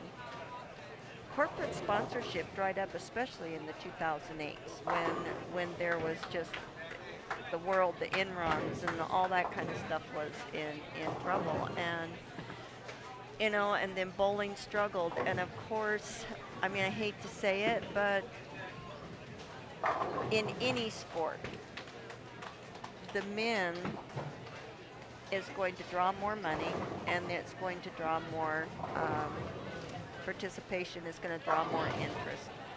So I think that it's because men were the ones that were watching bowling, and now I think that the roles are starting to diversify enough in our society that women, and I've really got to take it back to, I know that 1976 when Title IX was passed, it was a real controversial law at the time, but that's where we've got more, there used to only be a quota of how many doctors, women could be allowed into law school, or doctors, or anything like that. And now we've got 50% of the doctors out there are women. And so I think that just the mere fact that those kind of opportunities, and we're getting more used to seeing women still want to have children, still want to have that traditional role of being the caretaker. But we also want to be able to go out and feel like we're competitive. And it's wonderful, and I think that, like, I was the keynote speaker at the first Women's Symposium in Singapore just in June. And for me to be able to say that I can watch how the Singaporeans train, I can see that in certain countries, like in Asia, that you can actually go to school. You go to school, and then you go to bowling school. And so, but they're fierce. They are just fierce. And to watch these young ladies, and I look at their physical conditioning, their ability to go up there and get to the line and get at the quality of, and I think that the other thing too is that we're starting to kind of catch on a little bit with having coaches. I think the good proprietors that are left are catching on that the only way that we're going to continue this sport is to have coaches in the houses.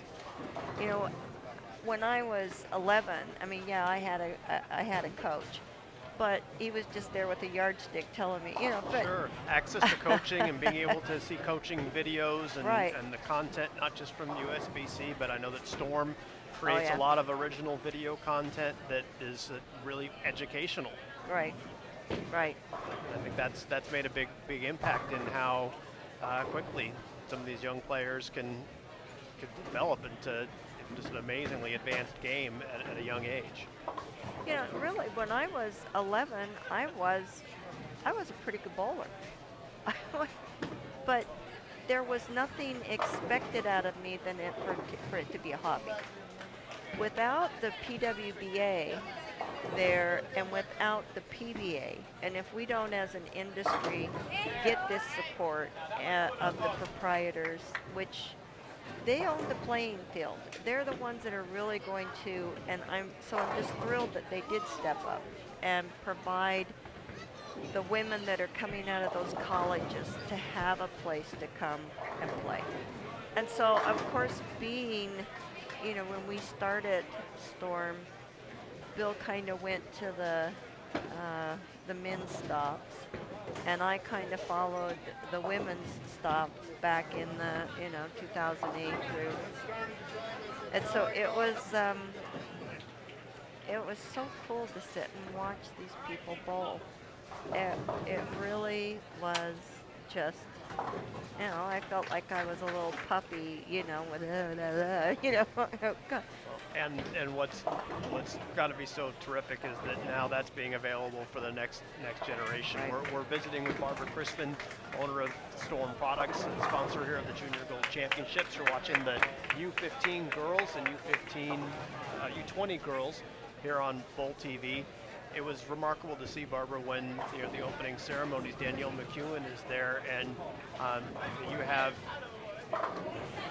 kids 14, 15 years old just waiting in line, the moment of their life to be able to see her as their hero, and Right. saying that I had one young man, 14-year-old, I was over eavesdropping on the conversation, saying that I DVR all of your telecast, all your shows. I've seen you on CBS Sports Network. You're my favorite bowler. I like to watch when you win. I watch it over and over again, and that's something that was missing for a while, and to have it back and to be able to build those aspirational stars is a really great thing, and certainly only could be possible with the support of the entire bowling industry, and I know Storm being a big leader in that regard. We're proud of that, and sometimes it's just the next right thing. And like I said, being Storm is not a corporation, and it is just Bill and Barbara. We can do more because we choose to. And it doesn't necessarily come down to profit and loss for us. Of course, it wouldn't make any sense for us to be able to. I have to make money because I have to pay employees and I have to, pay suppliers, but a large part of our of the money that comes in goes right back into making the next generation come along. And when I saw, can't remember, I think it was U.S. Opens, when we had the Open and the Men's Open and the Women's Open and the Senior Open. I think it was Columbus, was it? Like a few years ago? Columbus, Ohio. And I first saw Danielle and Marshall bowling. Yep, that was in Columbus, Ohio. And I was stunned because we saw all the, our standard old tried and true bowlers out there. But when I saw Marshall and I saw Danielle, I went, wow, bowling is in good hands. And if you want to keep striving to be the best, Danielle and Marshall have traveled the world bowling. And it's really, really hard to make a living in bowling right now, but it's still possible. So hang on to your dreams, practice hard, practice perfect. Going out and practicing how to make bad shots is not the way you get better. Get yourself either your parents or somebody that knows about bowling. Many of us don't have access to gold coaches, but if you have to, do it on video, but always have somebody watching you so that they can give you some feedback. Go out there and practice. Go out there and get good. You don't learn math without learning math, without a teacher. So I think that, that kudos go not only to Storm and our ability to pick good employees and our ability to attract people to our dream, but our dream is to have this go on. Well, we've certainly been watching some quality in front of us. Heather with a 236, and Jacqueline Evans has a Wow, potential 267. If she can strike out, we're going to get a chance to watch her. Oh yeah, 10th frame here. that's not ever going to happen with me, but Well, and to do it in this Yeah. event, and with this challenging competition, here's her first shot in the 10th. Does not get the tap there for the 9-pin, but still a good run, and she's going to have a nice score and Yeah. moving up the standings. So it's really been good. Well, Barbara Crispin from Storm Products, thank you so much for joining us on the live stream, Thank and you thanks for again having for me, and all that you've done here this week, and of course over the years. I just want to tell everybody, go out there and bowl up a storm, and sorry for that, plug, but hopefully everyone just comes out, and if you can't beat this caliber, just go out and have fun. Come on out and bowl. It's a great game. It's Olympic worthy, and from what I understand, that we're going to try to get that back online, and with the help of some of the other bowling ball companies, and so we're going to be making a push with the world bowling, and I think that if we got in the Olympics, that would be a game changer for our sport, and it truly is a sport. No question about it. No All right, question so it's a sport. everybody that goes out there and loves bowling, have your elevator speech. Every time I sit next to somebody on an airplane and they say, well, what do you do? And I say, well, I make bowling balls. And they all go, oh, and then you start talking about it being a sport, and you get those eye rolls. Come on, guys, have your speech, support our game, because you may be the only example of bowling that the next person sees. So go out there, let's promote this game that we love. And I'll shut up now, and thanks for having me, Jason. Oh, thanks for being on, and Fall League's starting up soon, so Yep. now's a great time to go find somebody new to bring into right. the sport. That's All right. Barbara Okay. Crispin from Storm. Always you. great to see you, and thanks so much for spending some time with us on Bowl TV.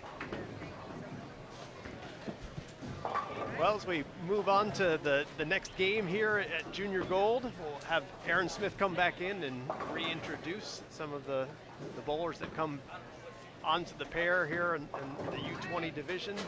I'm Jason Overstreet. It's been a pleasure to spend a little bit of time with you here on Bowl TV. Hope that you'll continue to stick around and watch the action through the rest of the advancers round here, and also, of course, as we get into the match play portion and whittle things down to find out who makes that telecast on CBS Sports Network. Don't go anywhere. Aaron Smith coming right back in a moment for you.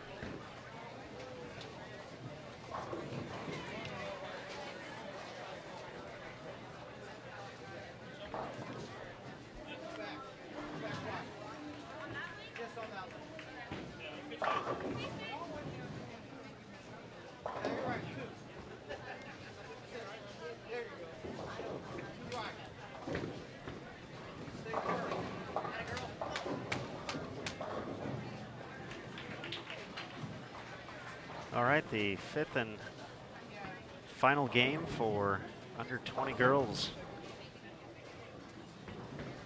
Getting underway on 31 and 32. Looks like we're all done for the under 15 on 29 and 30. Big thanks to Jason Overstreet and Barb Chrisman for stepping in for a little bit. Talking about how they helped to build a future for the sport through this great event. Of course, Barb Chrisman, along with her husband Bill, responsible for all the great things coming out of Utah at Storm Bowling Products. And Storm, Rotogrip, and Master, the presenting sponsors here at the Junior Gold Championships in 2016.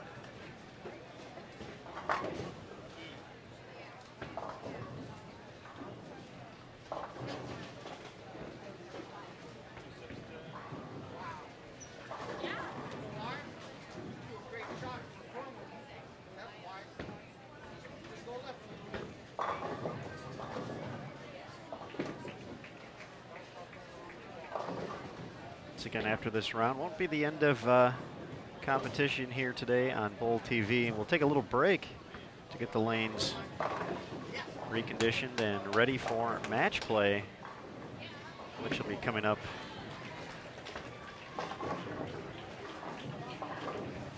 shortly after this final round of advancers.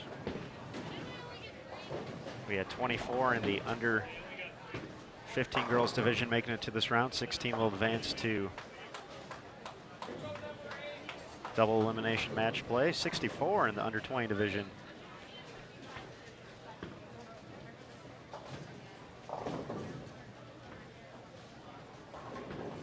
Started this round, and after 5 more games, total pinfall for all 26 games will determine the 16 advancing to that double elimination match play bracket. Scheduled to start at 7:30 p.m. Eastern. The squad did get it started a little bit late, so I'd say that's a rough estimate for start time. Of course, we'll verify all scores are correct.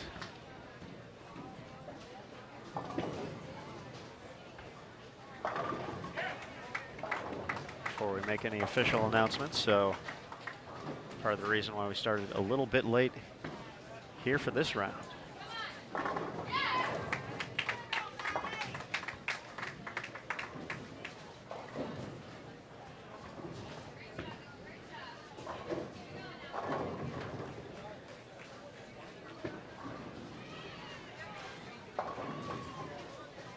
Here's Caitlin Jones. Tripping the 4 on lane 31. In the 4th, after a few spares, gets her first strike.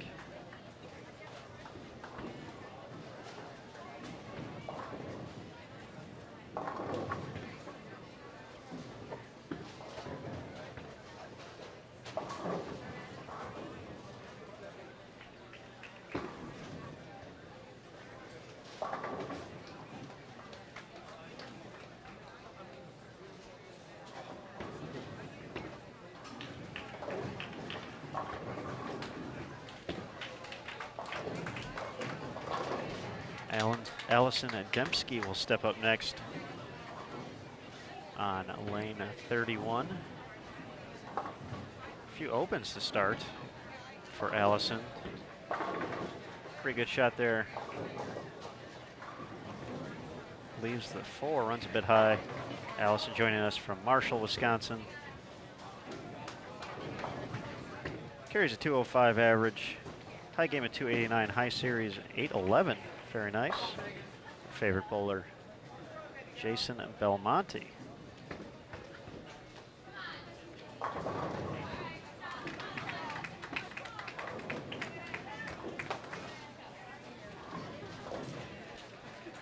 Megan Eaglehouse is going to step up on lane 32 for her 4th frame. Looking to bounce back after 2 splits in a row. Joining us from Cibolo, Texas. She has a 194 average. High game of 287, high series of 747. Her favorite bowler, also from Texas, Wes Malott.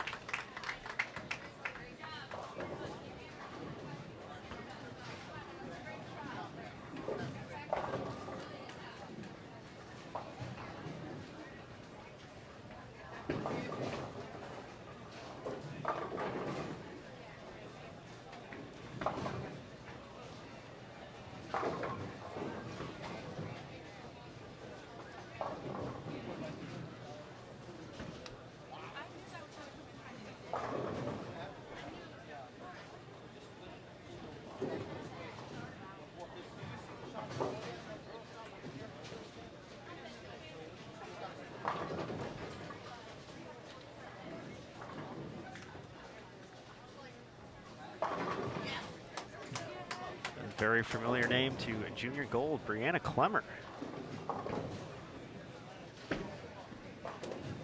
Delivering the strike there. Not only is Brianna a junior Team USA member,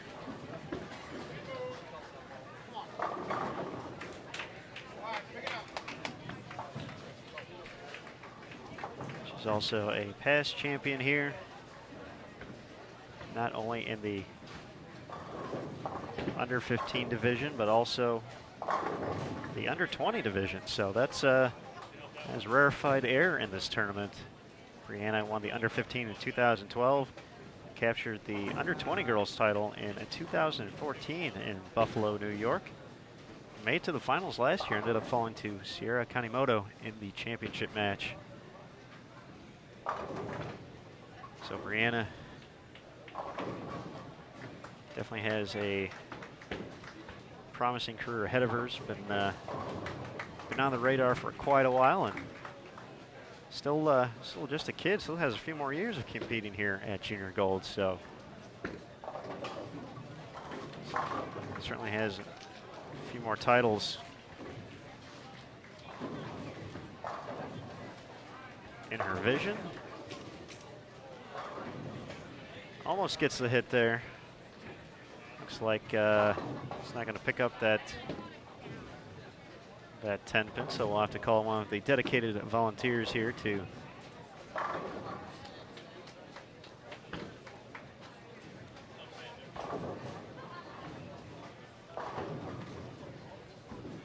make sure we're all good to go.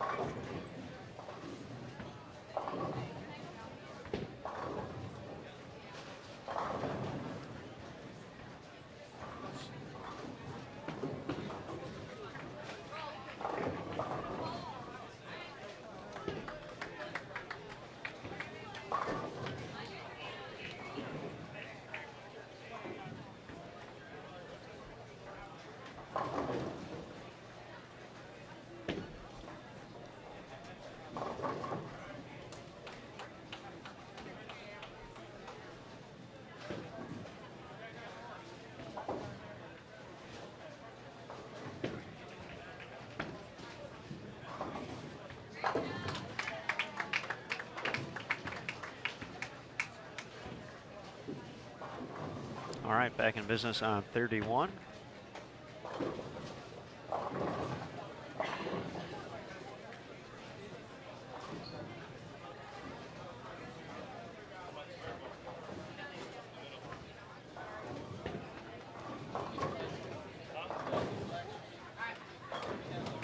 No problem on the spare for Brianna.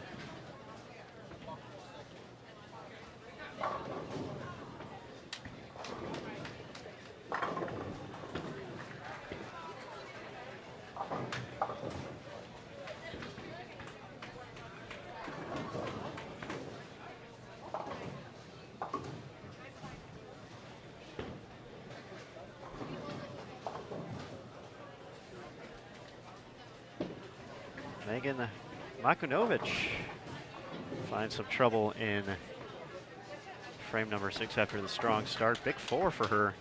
Megan joining us from Canton, Michigan. Holds a 210 average. That gave a 299 high series, a 778. Her favorite bowler, Bill O'Neill. She'll take the 2 pins there.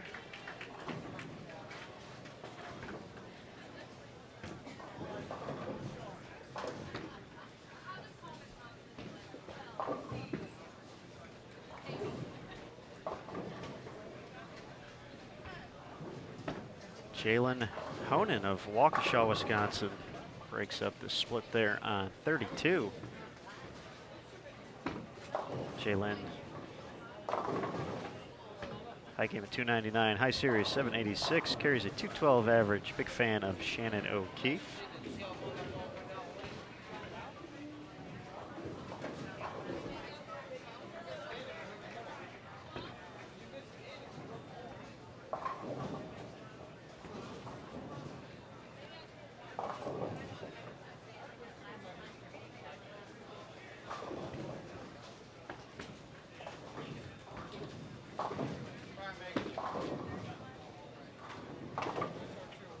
problem on the 3-6-10 conversion for Caitlin Jones, making her way from Oviedo, Florida.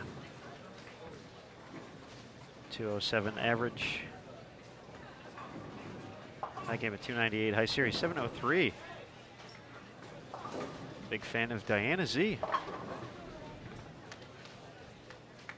Definitely a good young bowler to model your game after. Diana Zavulova, Queens champion, PWBA Tour champion, intercollegiate team and singles champion. She's done it all.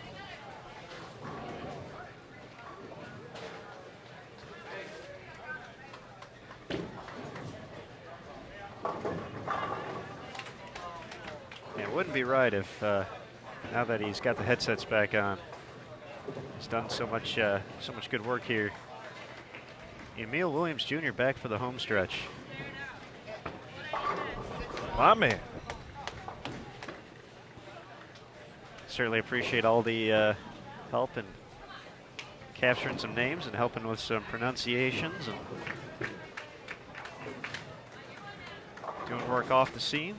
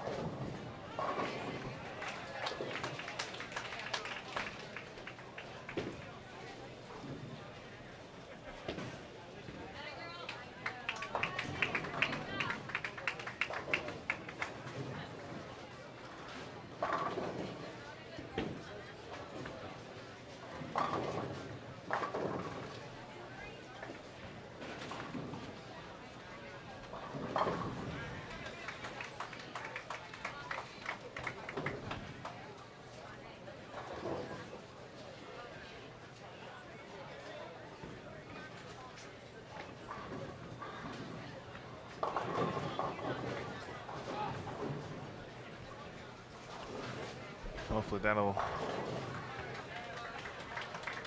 give Pete a little bit more bowling to watch. They're in the 10th frame over on 33 and 34, so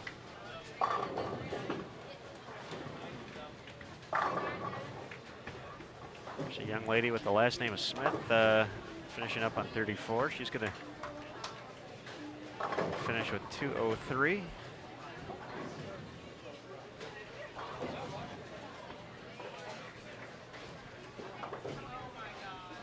Well, it's getting down to nitty gritty, as we say. Shot.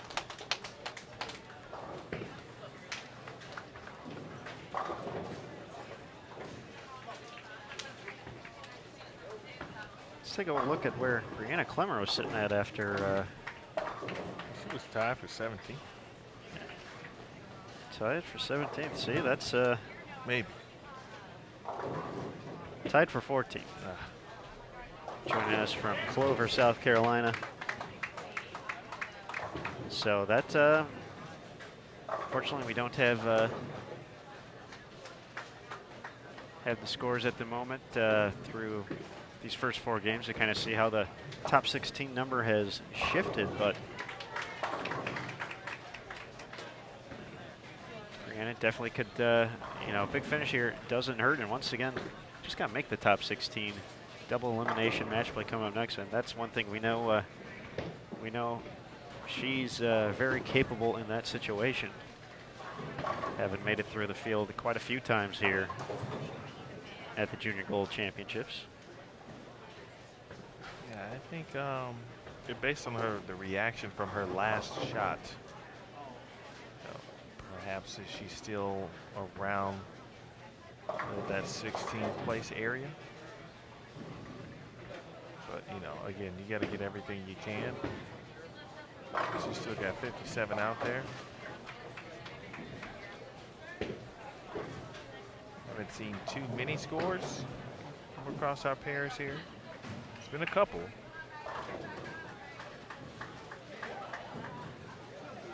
But yeah, any kind of 230, 240, 250, that's, you jump big blocks of people finishing that way. Saw that yesterday in the under 15 boys division. Anthony Silva, 298 on his way to a 946 block. Quickly jumped from being in pretty good position to excellent position to make it to the advancers round, and gave himself some room to work with coming into today's competition.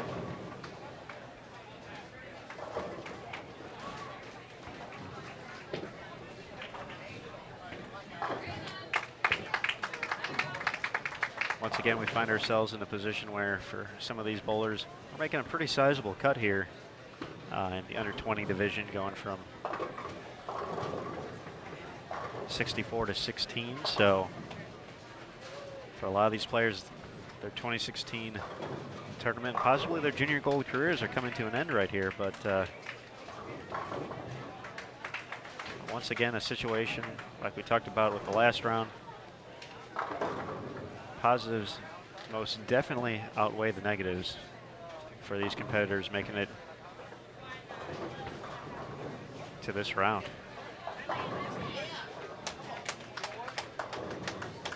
Clemmer showing the fire. 3 in a row.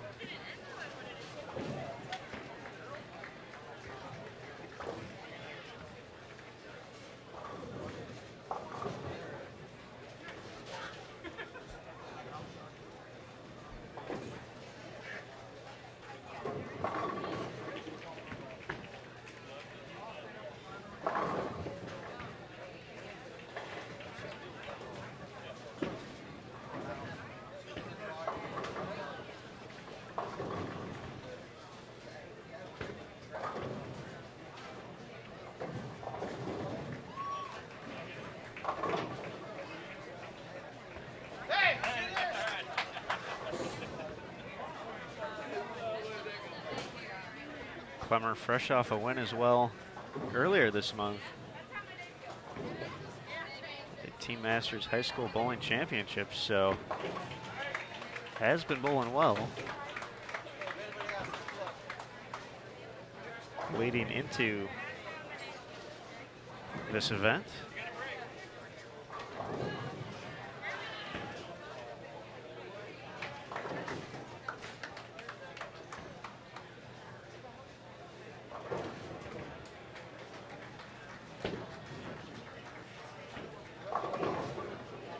See if she can finish off the big final game here, make a final push for the top 16.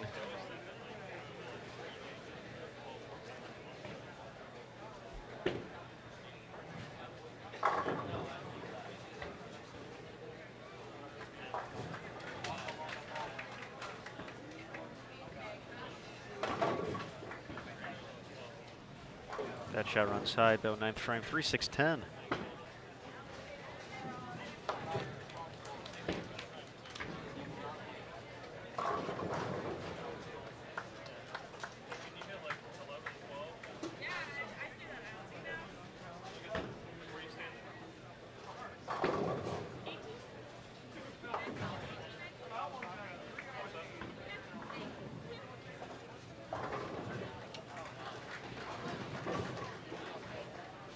Miscue on the spare though. That did not sound good. You can see it. Cut the 3 a little too thin. It ended up kicking the 10 out, but missed the 6. So she can still finish with 222. Possibly we'll have to play the waiting game after that though.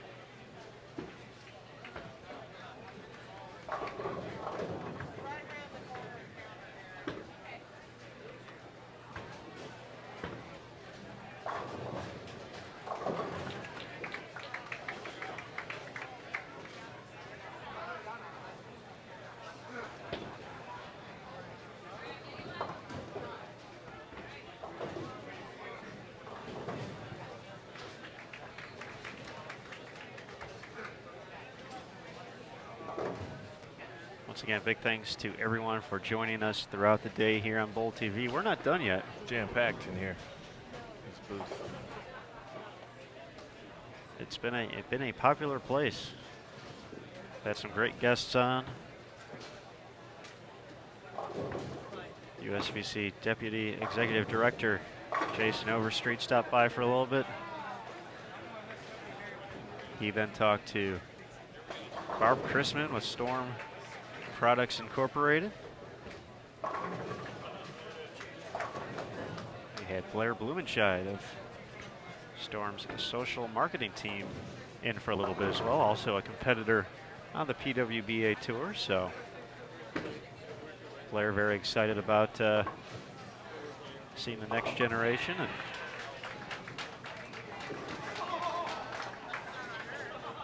her first chance to experience junior gold from kind of the way we see it. So she been on Storm for almost a year now, so she didn't get to be a part of the festivities last year, but definitely enjoying the opportunity, all the excitement and all the great things that, that Storm has done to help the not only help the bowlers out, but let them meet their heroes along the way. So very cool. Storm Day in the park, meet and greets, just everything. So big thanks to all the folks at Storm for their dedication to this event. Of course, we have the other live stream going on over on lane 63 through 66 here at Western Bowl, being run by Storm folks. So they brought their own live stream gear. We're working together to make it happen. Clemmer bounces back with a strike. 222 still out there.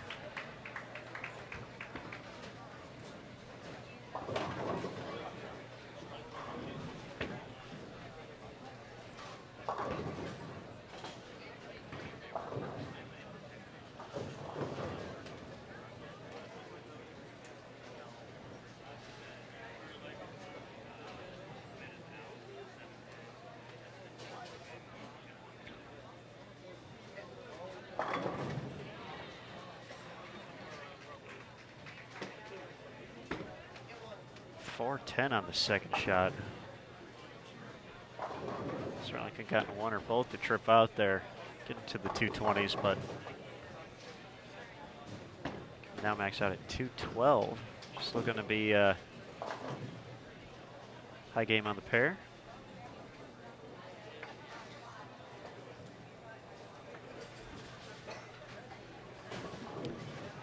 Showing off, finishes up our Bowl TV broadcast the right way to get to 212, but now she gets to play the waiting game to see if her final tally enough to get into the top 16 was right around the cut number heading into this final 5-game block. So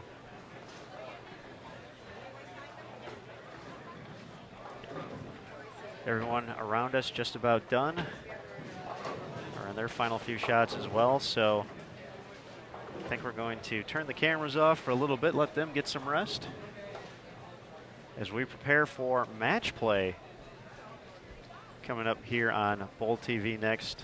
Of course, you can still tune in to the Storm station. Go youtube.com/Bowl TV. You can scroll down there and find their feed. They're still moving. And of course, over at Woodland Bowl, Craig Elliott and Bowl Stream.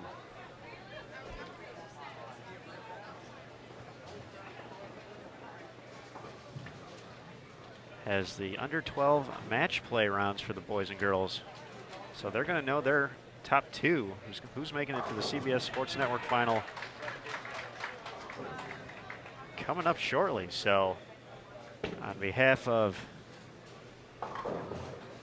Barb Chrisman, Blair Blumenscheid, Jason Overstreet, and Emil Williams Jr., big thanks again, Mr. Williams, for all the help this block.